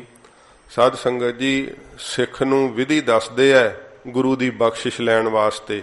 ਇਹੀ ਪੂਰਨ ਸੰਤਾਂ ਦੀ ਮਹਾਂਪੁਰਸ਼ਾਂ ਦੀ ਜੀਵਨ ਮੁਕਤਾਂ ਦੀ ਨਿਸ਼ਾਨੀ ਹੁੰਦੀ ਹੈ। ਕਹਿਣ ਲੱਗੇ ਕਿ ਜਦੋਂ ਗੁਰੂ ਰਾਮਦਾਸ ਸਾਹਿਬ ਜੀ ਮਹਾਰਾਜ ਦੇ ਦਰਬਾਰ ਸਾਹਿਬ ਦੇ ਅੰਦਰ ਸੰਗਤਾਂ ਕੀਰਤਨ ਸੁਣਨ ਨੂੰ ਜਾਂਦੀਆਂ ਨੇ ਨਾ, ਉਦੋਂ ਕੀਰਤਨ ਸੁਣਿਆ ਕਰ ਅੰਦਰ ਜਾ ਕੇ, ਤੇ ਜਦੋਂ ਸਾਰੀ ਸੰਗਤ ਬਾਹਰ ਆਵੇ ਤੂੰ ਵੀ ਉਦੋਂ ਆਸਾ ਦੀ ਵਾਰ ਦੇ ਕੀਰਤਨ ਦੀ ਸੰਪੂਰਨਤਾ ਹੋ ਕੇ ਜਦੋਂ ਪਾਏਦਾਨ ਜਿਹੜਾ ਨਾ ਡਿਉੜੀ ਵਿੱਚ ਦਰਸ਼ਨੀ ਡਿਉੜੀ ਦੇ ਅੰਦਰ, ਉਹਨੂੰ ਥੱਲੇ ਜਿਹੜੀ ਉਹਦੇ ਧੂੜ ਹੁੰਦੀ ਹੈ ਨਾ ਸੰਗਤਾਂ ਦੀ, ਉਹ ਕੱਢ ਕੇ ਆਪਣੇ ਮੂੰਹ ਤੇ ਮਲਿਆ ਕਰ, ਮਹਾਰਾਜ ਕਿਰਪਾ ਕਰਨਗੇ। ਹੁਣ ਸਾਧ ਸੰਗਤ ਜੀ ਜਿਹੜੀ ਮਿੱਟੀ ਹੈ ਤੇ ਉਹ ਕੋਈ ਕਹੇ ਕਿ ਮੈਂ ਮੂੰਹ ਤੇ ਕਿਵੇਂ ਮਲਾਂ, ਪਰ ਜਿਹਨੂੰ ਸਾਧ ਸੰਗਤ ਜੀ ਸ਼ਰਧਾ ਆ ਜਾਵੇ, ਜਿਹਨੂੰ ਮਨ ਦੇ ਅੰਦਰ ਪ੍ਰੇਮ ਆ ਜਾਵੇ, ਉਸਨੇ ਇਉਂ ਪ੍ਰੇਮ ਨਾਲ ਨਾਲੇ ਕੀਰਤਨ ਸੁਣਨਾ ਨਾਲੇ ਰੋਜ਼ ਧੂੜ ਮਲਣੀ। ਤੇ ਸਾਧ ਸੰਗਤ ਜੀ 20-25 ਦਿਨ ਦੇ ਵਿੱਚ ਹੀ ਦਾੜਾ ਉਤਰ ਆਇਆ ਸੀ। ਮਹਾਰਾਜ ਸੱਚੇ ਪਾਤਸ਼ਾਹ ਜੀ ਦੀ ਇਹ ਚਰਨ ਧੂੜ ਹੈ, ਸਭ ਤੋਂ ਵੱਡੀ ਦਵਾਈ ਹੈ। ਜਦੋਂ ਜੀਵ ਨੂੰ ਸਾਧ ਸੰਗਤ ਜੀ ਸਾਰੇ ਪਾਸਿਆਂ ਤੋਂ ਜਿਹੜਾ ਹੈ ਉਹ ਨਿਸ਼ਚਾ ਚੁੱਕ ਜਾਂਦਾ ਹੈ ਨਾ, ਭਰੋਸੇ ਰੱਖਦਾ ਸਰੀਰਾਂ ਤੇ, ਪੈਸਿਆਂ ਤੇ, ਦਵਾਈਆਂ ਤੇ, ਜਦੋਂ ਸਾਰੇ ਹੀ ਭਰੋਸੇ ਮੁੱਕ ਜਾਂਦੇ ਆ ਫਿਰ ਸਤਿਗੁਰਾਂ ਦੀ ਜੀ ਦੀ ਚਰਨ ਧੂੜ ਦੇ ਉੱਤੇ ਜਦੋਂ ਸਾਧ ਸੰਗਤ ਜੀ ਆਸਰਾ ਲੈਂਦਾ ਹੈ ਨਾ, ਤੇ ਮਹਾਰਾਜ ਸਾਹਿਬ ਜੀ ਦੀ ਚਰਨ ਧੂੜ ਹੀ ਅਸਚਰਜਤਾ ਵਾਲਾ ਸਾਰਾ ਕਾਰਜ ਕਰਦੀ ਹੈ। ਜੇ ਵੇਖੀਏ ਤੇ ਉਹ ਗੁਰੂ ਅਮਰਦਾਸ ਸਾਹਿਬ ਦੇ ਬਚਨ ਕਹਿਣ ਨਾਲ ਜੁਲਾਹੀ ਨੂੰ ਕਮਲ ਹੋਇਆ ਸੀ, ਰਾਜੀ ਕਿਵੇਂ ਹੋਈ ਸੀ? ਗੁਰੂ ਅੰਗਦ ਸਾਹਿਬ ਜੀ ਦੇ ਚਰਨਾਂ ਦਾ ਜੋੜਾ ਲੱਗਦਿਆਂ ਹੀ ਰਾਜੀ ਹੋ ਗਈ ਸੀ। ਸੱਚੇ ਪਾਤਸ਼ਾਹ ਜੀ ਮਹਾਰਾਜ ਦੇ ਉਹ ਚਰਨਾਂ ਦਾ ਜੋੜਾ ਸਾਧ ਸੰਗਤ ਜੀ, ਜੋ ਇੱਕ ਨਗਰ ਵੈ, ਸ਼ਾਇਦ ਉਹਦਾ ਨਾਂ ਕੁਢਾਣੀ ਨਗਰ ਵੈ, ਉੱਥੇ ਮਹਾਰਾਜ ਸਾਹਿਬ ਜੀ ਦਾ ਉਹ ਜੋੜਾ ਪਿਆ ਗੁਰੂ ਹਰਗੋਬਿੰਦ ਸਾਹਿਬ ਜੀ ਮਹਾਰਾਜ ਦਾ। ਤੇ ਅੱਜ ਵੀ ਸੰਗਤਾਂ ਜਿਹੜੀਆਂ ਹਨ ਸਾਧ ਸੰਗਤ ਜੀ, ਉੱਥੇ ਮਹਾਰਾਜ ਸਾਹਿਬ ਜੀ ਦੇ ਜੋੜੇ ਨਾਲ ਆਪਣਾ ਮਸਤਕ ਲਾ ਕੇ ਆਪਣੇ ਰੋਗ ਰਾਜੀ ਕਰਦੀਆਂ ਹਨ। ਗਰੀਬ ਨਿਵਾਜ ਸੱਚੇ ਪਾਤਸ਼ਾਹ ਜੀ ਮਹਾਰਾਜ ਨੇ ਇੱਕ ਤਾਂ ਇਹ ਪ੍ਰਤੱਖ ਧੂੜ ਦੱਸੀ ਹੈ ਕਿ ਤੱਪੜ ਝਾੜ ਵਿਛਾਏ ਧੂੜੀ ਨਹਾਇਆ।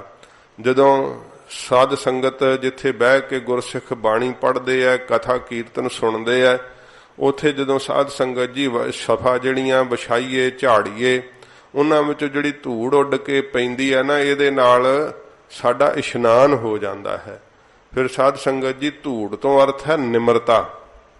ਮਨ ਦੇ ਅੰਦਰ ਮਹਾਰਾਜ ਕਹਿੰਦੇ ਭਾਈ ਜਦੋਂ ਨਿਮਰੀ ਭੂਵ ਹੋ ਜਾਈਏ ਨਾ, ਤੇ ਫਿਰ ਸਾਧ ਸੰਗਤ ਜੀ ਨਿਮਰਤਾ ਦੇ ਭਾਵ ਨਾਲ ਇਹੋ ਜਿਹਾ ਇਸ਼ਨਾਨ ਹੋ ਜਾਂਦਾ ਹੈ ਕਿ ਸਾਰੀ ਹੰਗਤਾ ਦੀ ਮੈਲ ਲੱਥ ਕੇ ਹੋ ਜਾਂਦੀ ਹੈ, ਧੁੱਪ ਜਾਂਦੀ ਹੈ ਸਾਰੀ, ਕੋਈ ਹੰਗਤਾ ਦੀ ਮੈਲ ਨਹੀਂ ਰਹਿੰਦੀ ਹੈ। ਸਤਿਗੁਰੂ ਕਹਿੰਦੇ ਭਾਈ ਸਾਧੂਆਂ ਦੀ ਸੰਗਤ ਵਿੱਚ ਆਉਣਾ, ਇਸ਼ਨਾਨ ਕਰਨਾ ਤੇ ਨਿਮਰੀ ਭੂਤ ਹੋ ਜਾਓ, ਸਭ ਦੇ ਚਰਨਾਂ ਦੀ ਧੂੜ ਬਣ ਜਾਓ।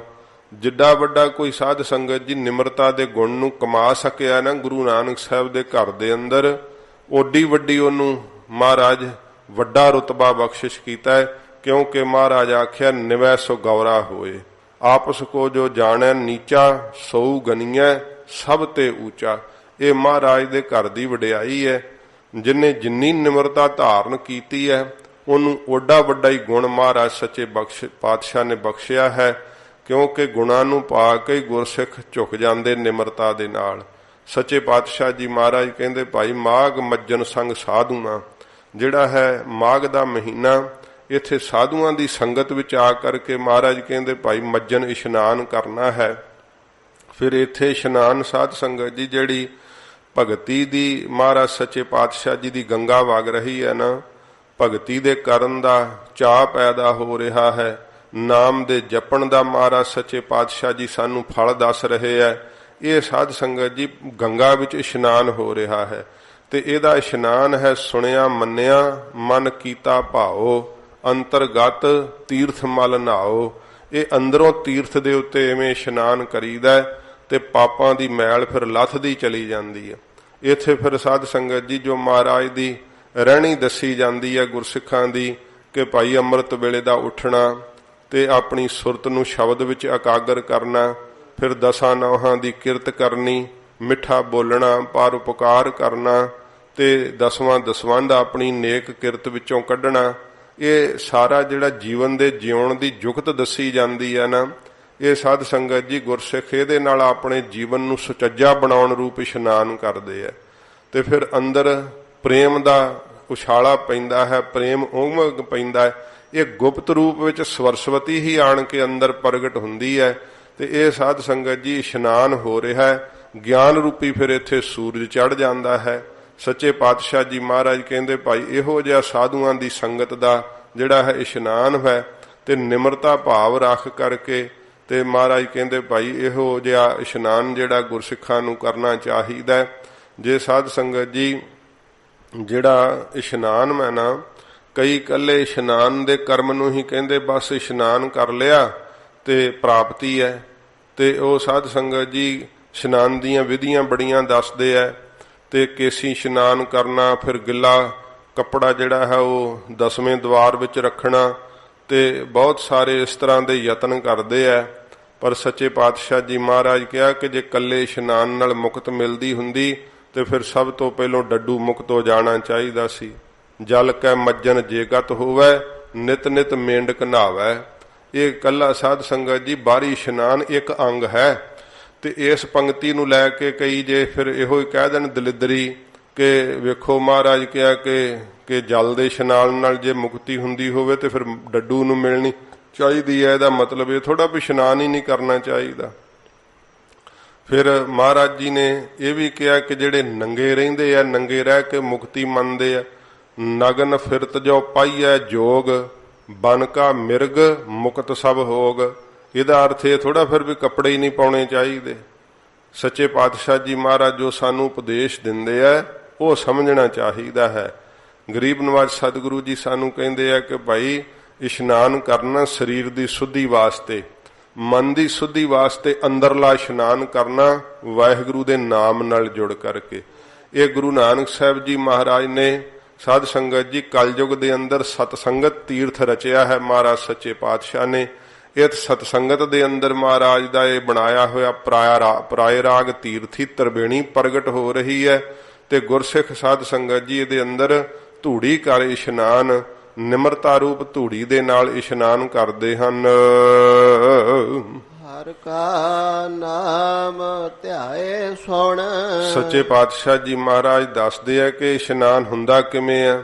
ਮਹਾਰਾਜ ਕਹਿੰਦੇ ਸਤ ਸੰਗਤ ਦੇ ਅੰਦਰ ਵਾਹਿਗੁਰੂ ਦੇ ਨਾਮ ਨੂੰ ਧਿਆਉਣਾ। ਸਾਧ ਸੰਗਤ ਜੀ ਧਿਆਨ ਜਿਹੜਾ ਹੈ ਆਪਣਾ ਉਹ ਮਹਾਰਾਜ ਸੱਚੇ ਪਾਤਸ਼ਾਹ ਦੇ ਉਪਦੇਸ਼ ਵਿੱਚ ਕੇਂਦਰਿਤ ਕਰਨਾ, ਕੰਨਾਂ ਦੇ ਨਾਲ ਨਾਮ ਦੀ ਮਹਿਮਾ ਨੂੰ ਸੁਣਨਾ। ਹਰ ਕਾ ਨਾਮ ਧਿਆਏ ਫਿਰ ਸੁਣ। ਮਹਾਰਾਜ ਕਹਿੰਦੇ ਧਿਆ ਵੀ ਅੰਮ੍ਰਿਤ ਵੇਲੇ ਉੱਠ ਕਰਕੇ ਧਿਆਉਣਾ ਵੀ, ਜੀਭਾ ਨਾਲ ਜਪਣਾ ਵੀ, ਤੇ ਸਤ ਸੰਗਤ ਵਿੱਚ ਕੀਰਤਨ ਦੁਆਰਾ ਕਥਾ ਦੁਆਰਾ ਵਾਹਿਗੁਰੂ ਦੀ ਮਹਿਮਾ ਮਹਾਰਾਜ ਕਹਿੰਦੇ ਭਾਈ ਕੰਨਾਂ ਨਾਲ ਸੁਣਨੀ ਵੀ ਚਾਹੀਦੀ ਹੈ। ਇਹ ਜਦੋਂ ਮਹਾਰਾਜ ਕਹਿੰਦੇ ਭਾਈ ਅੰਦਰੋਂ ਇਹ ਇਸ਼ਨਾਨ ਦੀ ਵਿਧੀ ਹੈ, ਅੰਦਰਲੇ ਇਸ਼ਨਾਨ ਦੀ, ਕਿ ਹਰੀ ਦੇ ਨਾਮ ਨੂੰ ਮਹਾਰਾਜ ਕਹਿੰਦੇ ਧਿਆਉਣਾ ਵੀ ਕਰ ਤੇ ਕੰਨਾਂ ਨਾਲ ਸੁਣਨਾ ਵੀ ਕਰ। ਸਭਨਾ ਨੋ ਕਰ ਦਾਨ। ਫਿਰ ਮਾਘ ਦੇ ਮਹੀਨੇ ਵਿੱਚ ਸਾਧ ਸੰਗਤ ਜੀ ਦਾਨ ਦੀ ਵੀ ਬੜੀ ਮਹਿਮਾ ਦੱਸੀ ਜਾਂਦੀ ਹੈ। ਉੱਥੇ ਜਿਹੜੇ ਜਜਮਾਨ ਲੋਕ ਗਏ ਹੁੰਦੇ ਆ, ਉਹ ਪੰਡਤ ਲੋਕ ਉਹਨਾਂ ਨੂੰ ਪੈਸੇ ਲੈ ਲੈ ਕੇ ਉਹਨਾਂ ਦਾ ਹੱਥ ਹੌਲਾ ਕਰੀ ਜਾਂਦੇ ਆ, ਕੋਈ ਮੰਤਰ ਪੜ੍ਹੀ ਜਾਂਦੇ ਆ, ਕੋਈ ਗ੍ਰਹਿਾਂ ਨੂੰ ਟਾਲੀ ਜਾਂਦੇ ਆ, ਤੇ ਉਹ ਫਿਰ ਉਹਨਾਂ ਨੂੰ ਦਾਨ ਦਿੰਦੇ ਆ। ਕਹਿੰਦੇ ਇਸ ਦਿਨ ਦਾ ਕੀਤਾ ਹੋਇਆ ਦਾਨ ਬੜਾ ਫਲਦਾ ਹੈ। ਸੱਚੇ ਪਾਤਸ਼ਾਹ ਜੀ ਮਹਾਰਾਜ ਕਹਿੰਦੇ ਸਦਾ ਵਾਸਤੇ ਜਿਹੜਾ ਲੰਗਰ ਦਾ ਸਭਨਾਂ ਨੂੰ ਦਾਨ ਦੇਣਾ ਨਾ, ਇਹ ਮਹਾਰਾਜ ਕਹਿੰਦੇ ਭਾਈ ਗੁਰੂ ਘਰ ਦੇ ਅੰਦਰ ਸਦਾ ਵਾਸਤੇ ਦਾਨ ਹੋ ਰਿਹਾ। ਤੇ ਗੁਰੂ ਕਾ ਸਿੱਖ ਜਿਹੜਾ ਹੈ ਨਾ, ਉਹ ਸਾਧ ਸੰਗਤ ਜੀ ਦੋ ਦਾਨ ਤਾਂ ਬਿਨਾਂ ਅਧਿਕਾਰੀ ਵੇਖ ਕੇ ਕਰਦਾ ਹੈ ਸਾਰਿਆਂ ਨੂੰ ਹੀ। ਇੱਕ ਤਾਂ ਨਾਮ ਦਾ ਦਾਨ ਹੈ। ਗੁਰੂ ਕੇ ਸਿੱਖਾਂ ਦਾ ਸੁਭਾਅ ਹੀ ਹੈ, ਜਦੋਂ ਵੀ ਕੋਈ ਮਿਲੇ ਦੁਖੀ ਹੋਵੇ ਸੁਖੀ ਹੋਵੇ ਤੇ ਭਾਵੇਂ ਉਹ ਸੁਭਾਇਕ ਹੀ ਕਹਿੰਦੇ ਐ ਪਰ ਕਹਿੰਦੇ ਸੱਚੀ ਗੱਲ ਵੈ। ਜਦੋਂ ਕੋਈ ਉਹਨਾਂ ਨੂੰ ਆ ਕੇ ਦੁੱਖ ਦੱਸਦਾ ਨਾ, ਉਹਨਾਂ ਸੁਭਾਇਕ ਹੀ ਕਹਿਣਾ ਭਾਈ ਨਾਮ ਜਪਿਆ ਕਰੋ। ਤੇ ਜਿਹੜਾ ਹੈ ਉਹ ਦੱਸਣ ਵਾਲਾ ਉਹਨੂੰ ਇਉਂ ਲੱਗਦਾ ਕਿ ਮੇਰੇ ਕੋਲੋਂ ਖਹਿੜਾ ਛੁਡਾਇਆ ਲੱਗਦਾ, ਪਰ ਉਹਨਾਂ ਗੱਲ ਸੱਚੀ ਦੱਸੀ ਹੁੰਦੀ ਹੈ ਕਿ ਭਾਈ ਨਾਮ ਜਪ ਲੈ ਤੇ ਫਿਰ ਤੇਰਾ ਦੁੱਖ ਟੁੱਟ ਜਾਏਗਾ। ਪਰ ਉਹ ਸੋਚਦਾ ਹੈ ਕਿ ਮੇਰੇ ਕੋਲੋਂ ਖਹਿੜਾ ਛਡਾਇਆ, ਖਹਿੜਾ ਨਹੀਂ ਛਡਾਇਆ, ਉਹਨਾਂ ਸੱਚੀ ਗੱਲ ਦੱਸੀ ਹੈ। ਪਰ ਜਿਹੜੇ ਜੀਵ ਹੈ ਉਹ ਨਾਮ ਜਪਣਾ ਨਹੀਂ ਚਾਹੁੰਦੇ ਤੇ ਕਹਿੰਦੇ ਆ ਮਹਾਰਾਜਾ ਪਤਾਸੇ ਦੇ ਉੱਤੇ ਮੰਤਰ ਪੜ੍ਹ ਦਿਓ, ਜਲ ਲੈ ਕੇ ਮਹਾਰਾਜਾ ਜਲ ਕਰ ਦਿਓ, ਹੱਥ ਹੌਲਾ ਕਰ ਦਿਓ। ਸਾਧ ਸੰਗਤ ਜੀ ਇਹਦੇ ਨਾਲ ਨਹੀਂ ਕੁਝ ਹੁੰਦਾ, ਹੁੰਦਾ ਤਾਂ ਨਾਮ ਦੇ ਜਪਣ ਨਾਲ ਹੀ ਹੈ, ਸ਼ਬਦ ਦੇ ਅਭਿਆਸ ਨਾਲ ਹੀ ਸਾਰੀ ਕਰਾਮਾਤ ਵਰਤਦੀ ਹੈ। ਸੱਚੇ ਪਾਤਸ਼ਾਹ ਜੀ ਮਹਾਰਾਜ ਕਹਿੰਦੇ ਆ ਕਿ ਫਿਰ ਪੰਕਤੀ ਪੜ੍ਹ ਦਿਓ। ਸਭਨਾ ਨੋ ਕਰ ਦਾਨ। ਸਾਰਿਆਂ ਨੂੰ ਮਹਾਰਾਜ ਕਹਿੰਦੇ ਭਾਈ ਇੱਕੋ ਜਿਹਾ ਨਾਮ ਦਾ ਉਹ ਦਾਨ ਕਰਦੇ ਐ, ਨਾਮ ਦੇ ਜਪਣ ਦੀ ਪ੍ਰੇਰਨਾ ਕਰਦੇ ਐ। ਤੇ ਫਿਰ ਸਾਧ ਸੰਗਤ ਜੀ ਜਿਹੜਾ ਲੰਗਰ ਦਾ ਦਾਨ ਹੈ ਉਹ ਵੀ ਸਭ ਨੂੰ ਇੱਕੋ ਜਿਹਾ ਹੀ ਕਰਦੇ ਐ। ਇਹ ਮਹਾਰਾਜ ਆਗਿਆ ਕੀਤੀ ਹੈ ਸੱਚੇ ਪਾਤਸ਼ਾਹ ਨੇ। ਇਹ ਮਹਾਰਾਜ 10ਵੇਂ ਪਾਤਸ਼ਾਹ ਧੰਨ ਗੁਰੂ ਗੋਬਿੰਦ ਸਿੰਘ ਸਾਹਿਬ ਜੀ ਗਰੀਬ ਨਵਾਜ ਦੇ ਸਮੇਂ ਦੇ ਵਿੱਚ ਕਹਿੰਦੇ ਕਾਲ ਪੈ ਗਿਆ ਬਹੁਤ ਜ਼ਿਆਦਾ। ਇੰਨਾ ਕਾਲ ਪੈ ਗਿਆ ਕਿ ਪਹਾੜੀ ਰਾਜਿਆਂ ਦੇ ਜਿਹੜੇ ਸ਼ਾਹੀ ਗੁਦਾਮ ਸੀ ਨਾ, ਉਹ ਵੀ ਸਾਧ ਸੰਗਤ ਜੀ ਸਖਣੇ ਪੈ ਗਏ। ਤੇ ਪਹਾੜੀ ਲੋਕ ਜਿਹੜੇ ਸੀ ਕਿੱਥੇ ਗੁਰੂ ਘਰ ਨਾਲ ਇੰਨੀ ਨਫ਼ਰਤ ਕਰਦੇ ਸੀਗੇ, ਸਿੰਘਾਂ ਨੂੰ ਘੋੜਿਆਂ ਵਾਸਤੇ ਘਾਹ ਤੱਕ ਆਪਣੀਆਂ ਚਰਗਾਹਾਂ ਚੋਂ ਨਹੀਂ ਸੀ ਲੈਣ ਦਿੰਦੇ, ਇੰਨਾ ਤੰਗ ਕਰਦੇ ਹੁੰਦੇ ਸੀ।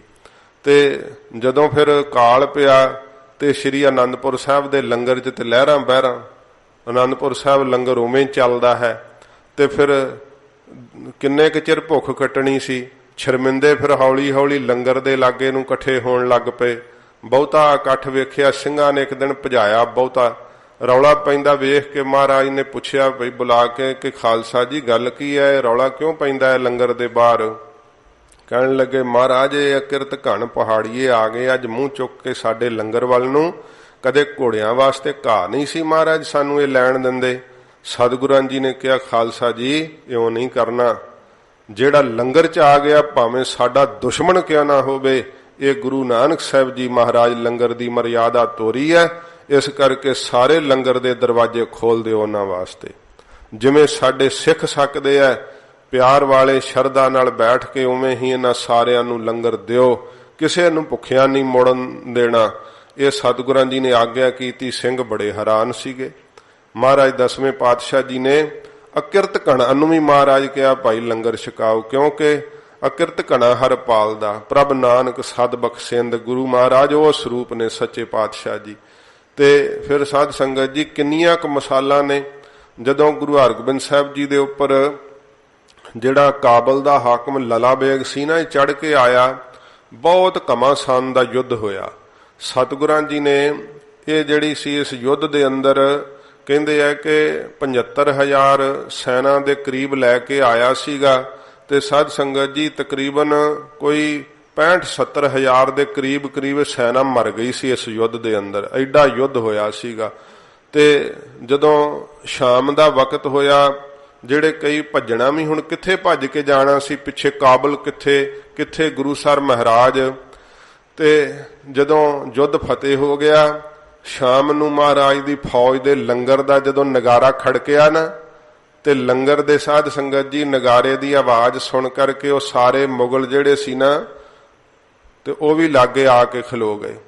ਤੇ ਸਿੱਖਾਂ ਨੇ ਜਦੋਂ ਭਜਾਉਣਾ ਚਾਹਿਆ ਤੇ ਗੁਰੂ ਸਾਹਿਬ ਨੂੰ ਦੱਸਿਆ, ਮਹਾਰਾਜ ਇਥੇ ਲਾਗੇ ਆਈ ਜਾਂਦੇ ਐ।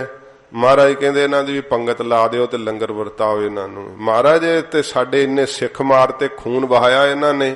ਮਹਾਰਾਜ ਕਹਿੰਦੇ ਜਦੋਂ ਯੁੱਧ ਕਰਨ ਆਏ ਸੀ ਉਦੋਂ ਯੁੱਧ ਕੀਤਾ, ਹੁਣ ਸਾਡੀ ਸ਼ਰਨ ਵਿੱਚ ਆਉਂਦੇ ਆ, ਇਹਨਾਂ ਨੂੰ ਲੰਗਰ ਦਿਓ। ਗੁਰੂ ਹਰਗੋਬਿੰਦ ਸਾਹਿਬ ਸੱਚੇ ਪਾਤਸ਼ਾਹ ਜੀ ਮਹਾਰਾਜ ਉਹਨਾਂ ਨੂੰ ਲੰਗਰ ਛਕਾਇਆ।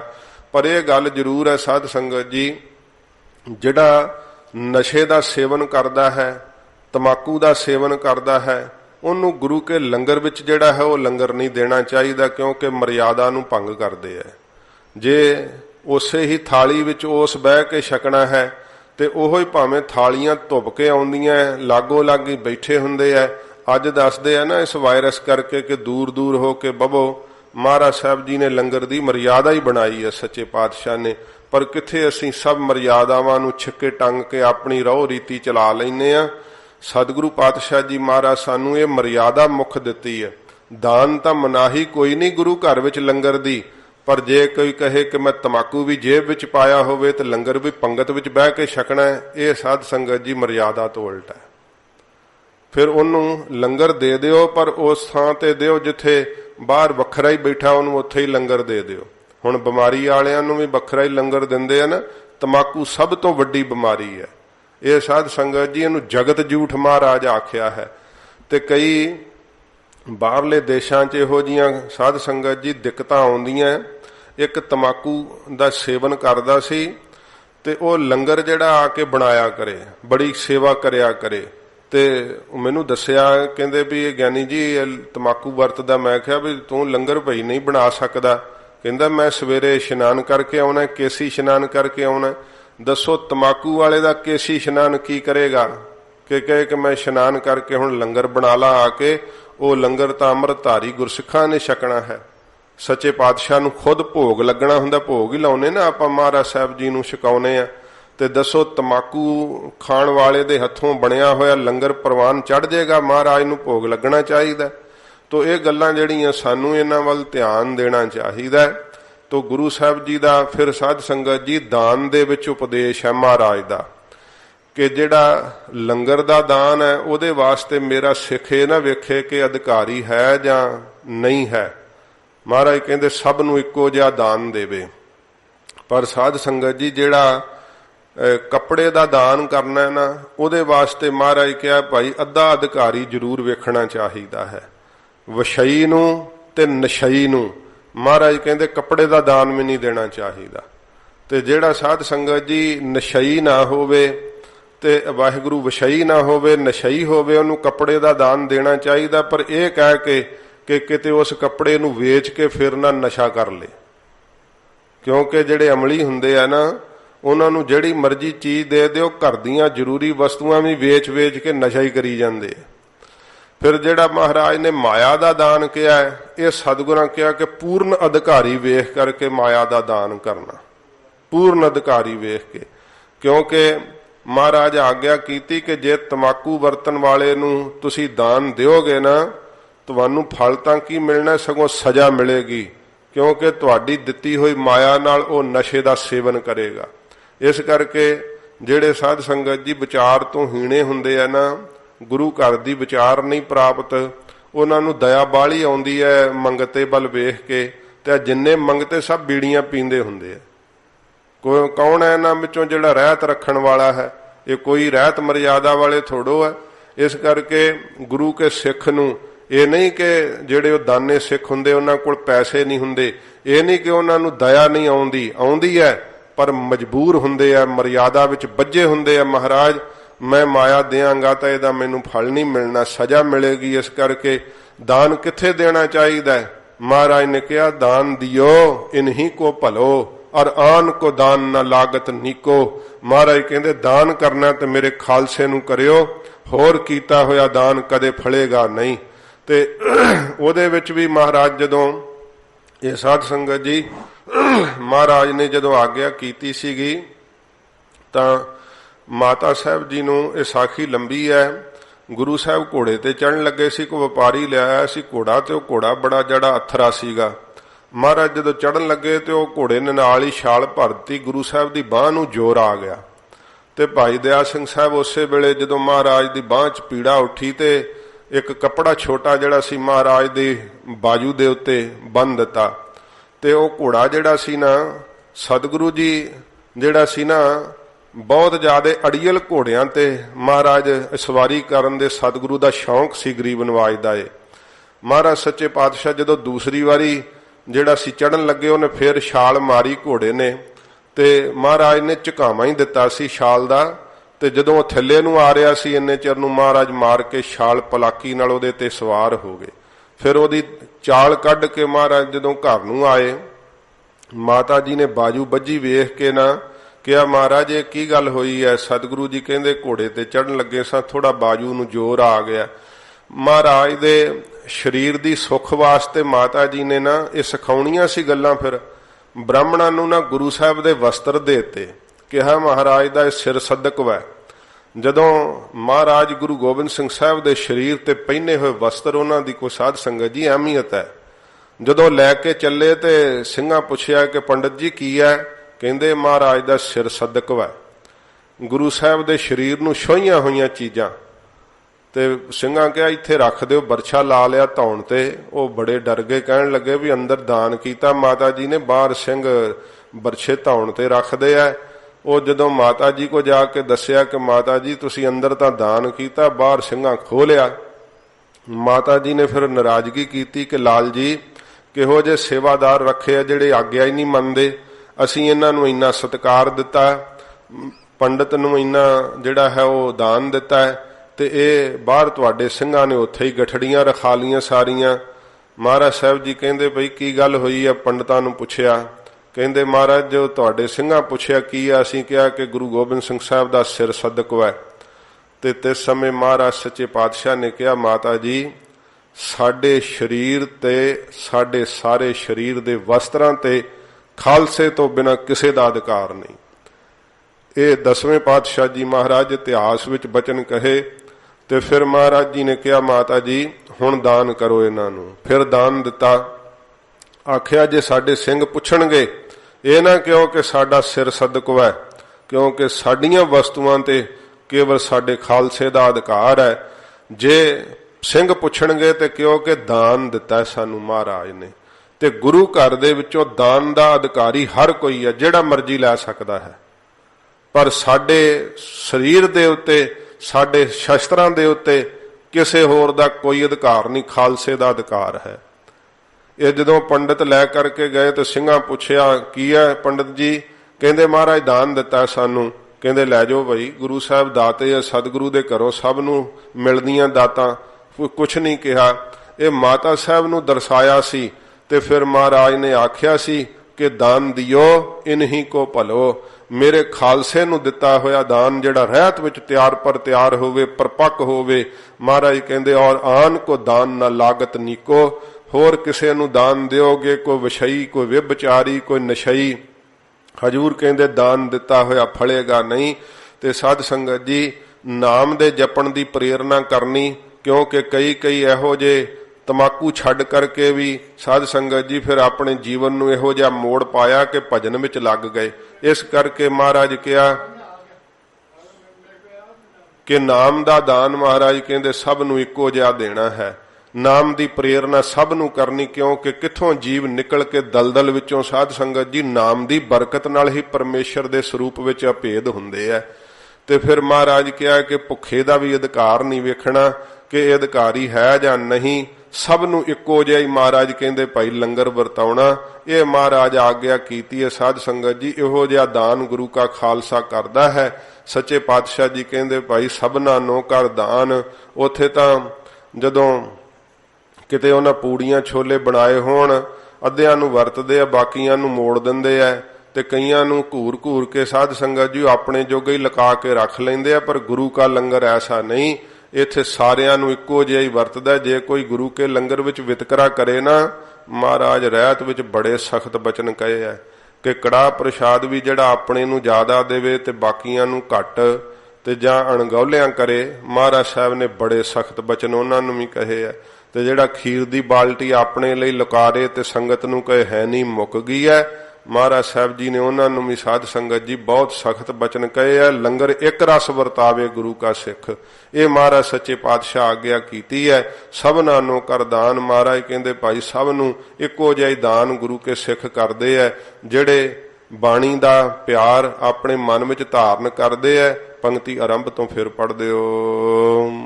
ਹਰ ਕਾ ਨਾਮ ਧਿਆਏ ਸੁਣ।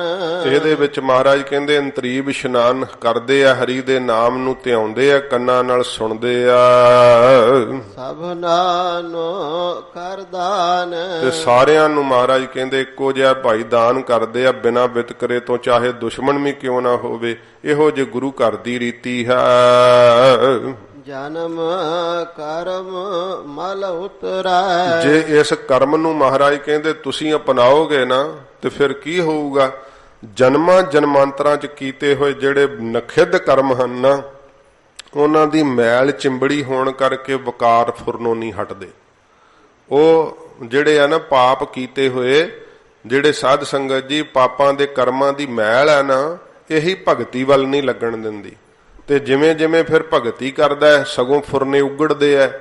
ਤੇ ਜਿਵੇਂ ਜਿਵੇਂ ਫੁਰਨੇ ਉਗੜਦੇ ਹੈ, ਕਿਉਂਕਿ ਜਿਹੜੇ ਆਪਾਂ ਭਾਵੇਂ ਪਿਛਲੇ ਜਨਮਾਂ ਦੇ ਕਰਮ ਨਹੀਂ ਸਾਨੂੰ ਚੇਤੇ, ਪਰ ਜਿਹੜੇ ਇਸ ਜਨਮ ਵਿੱਚ ਹੁਣ ਤੱਕ ਕੀਤੇ ਆ, ਐਨ ਉਕਰੇ ਪਏ ਆ। ਜਦੋਂ ਕਿਤੇ ਆਪਣੇ ਮਨ 'ਚ ਝਾਤੀ ਮਾਰੇ ਨਾ, ਤੇ ਮਨ ਨੂੰ ਤਾਂ ਪਤਾ ਹੈ ਨਾ ਫਲਾਨੇ ਫਲਾਨੇ ਥਾਂ ਤੇ ਤਾਂ ਆ ਪਾਪ ਕੀਤਾ ਸੀ, ਆ ਕਰਮ ਕੀਤਾ ਸੀ।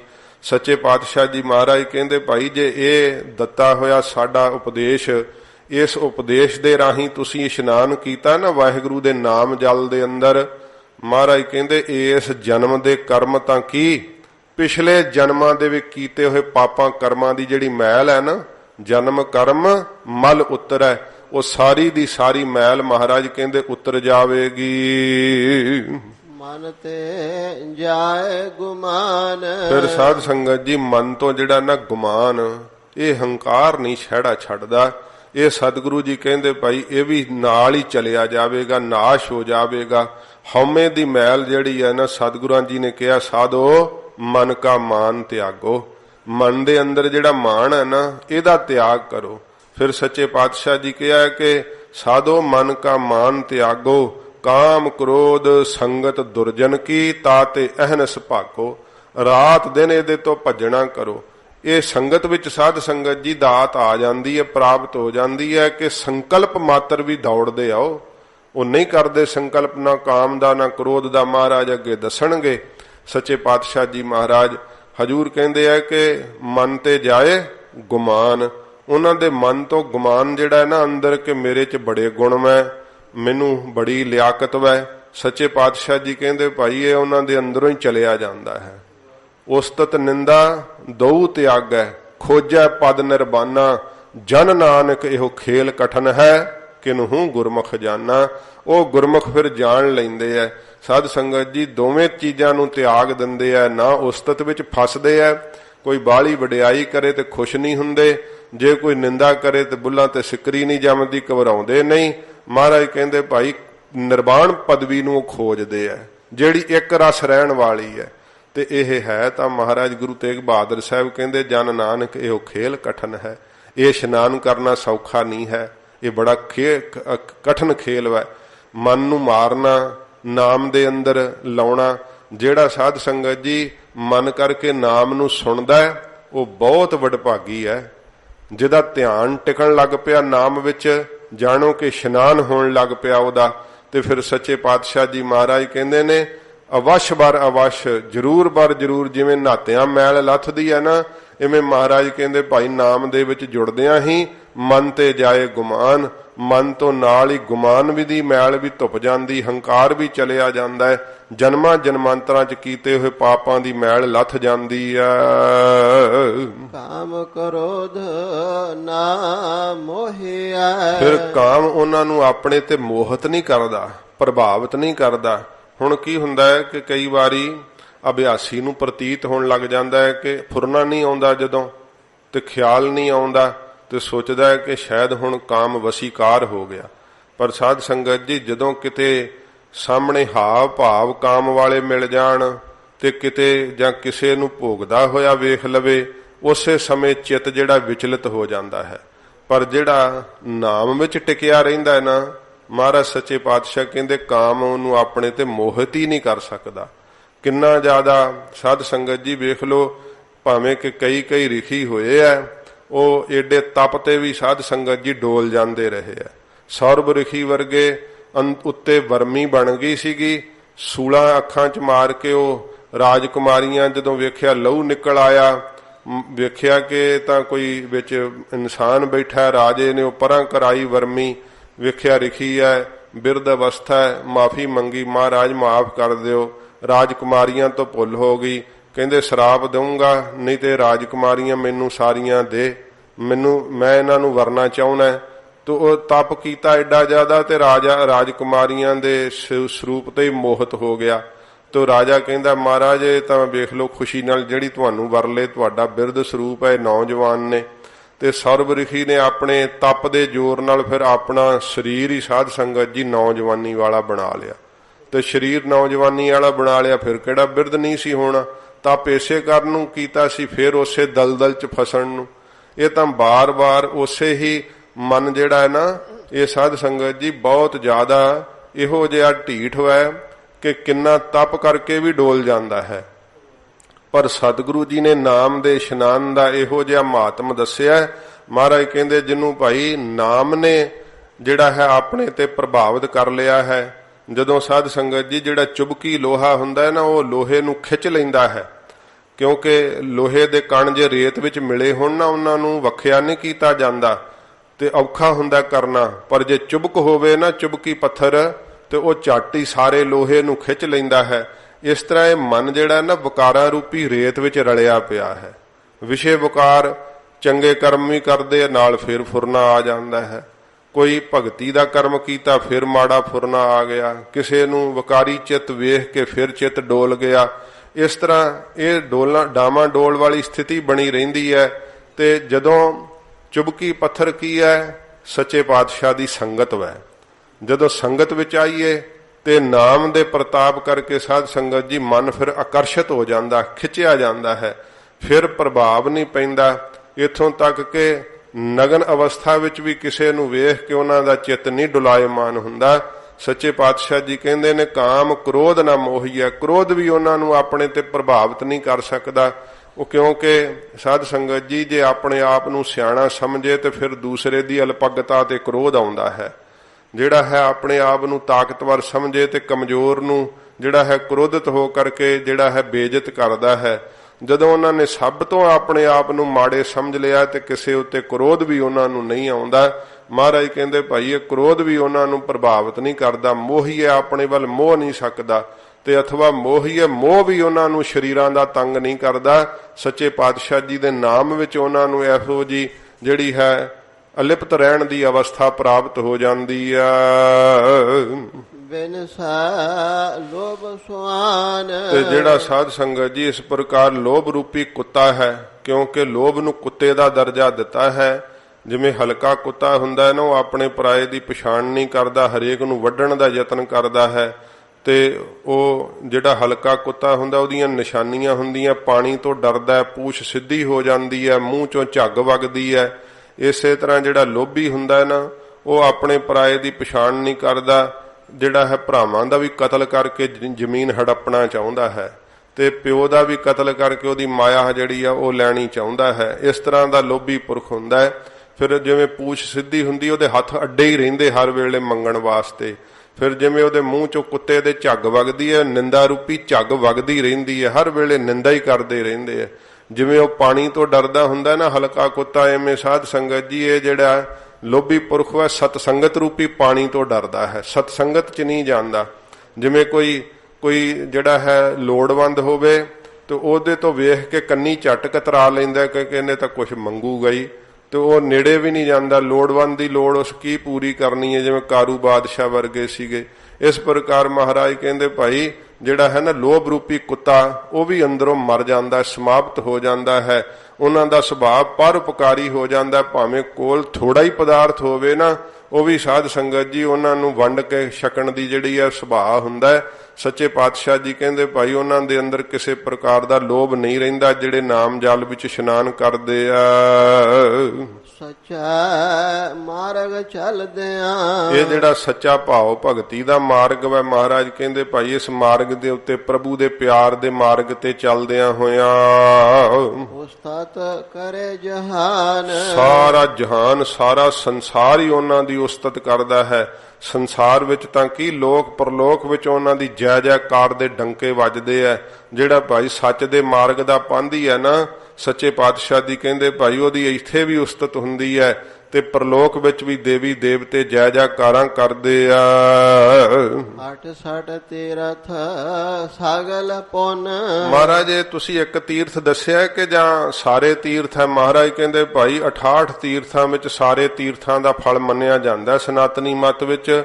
ਤੇ ਮਹਾਰਾਜ ਕਹਿੰਦੇ ਭਾਈ ਸਾਰੇ ਪੁੰਨ ਜੇ ਇਕੱਠੇ ਹੀ ਕਰਨੇ ਹੋਣ ਤੇ 68 ਤੀਰਥਾਂ ਦਾ ਇਕੱਠਾ ਹੀ ਨਹਾਉਣ ਦਾ ਫਲ ਲੈਣਾ ਹੋਵੇ ਤੇ ਉਹ ਕੀ ਹੈ? 68 ਤੀਰਥ ਸਗਲ ਪੁੰਨ। ਮਹਾਰਾਜ ਕਹਿੰਦੇ 68 ਤੀਰਥਾਂ ਤੇ ਨਹਾਉਣ ਦਾ ਤੇ ਸਾਰੇ ਪੁੰਨਾਂ ਦਾ ਜੋ ਇਕੱਠਾ ਫਲ ਹੈ।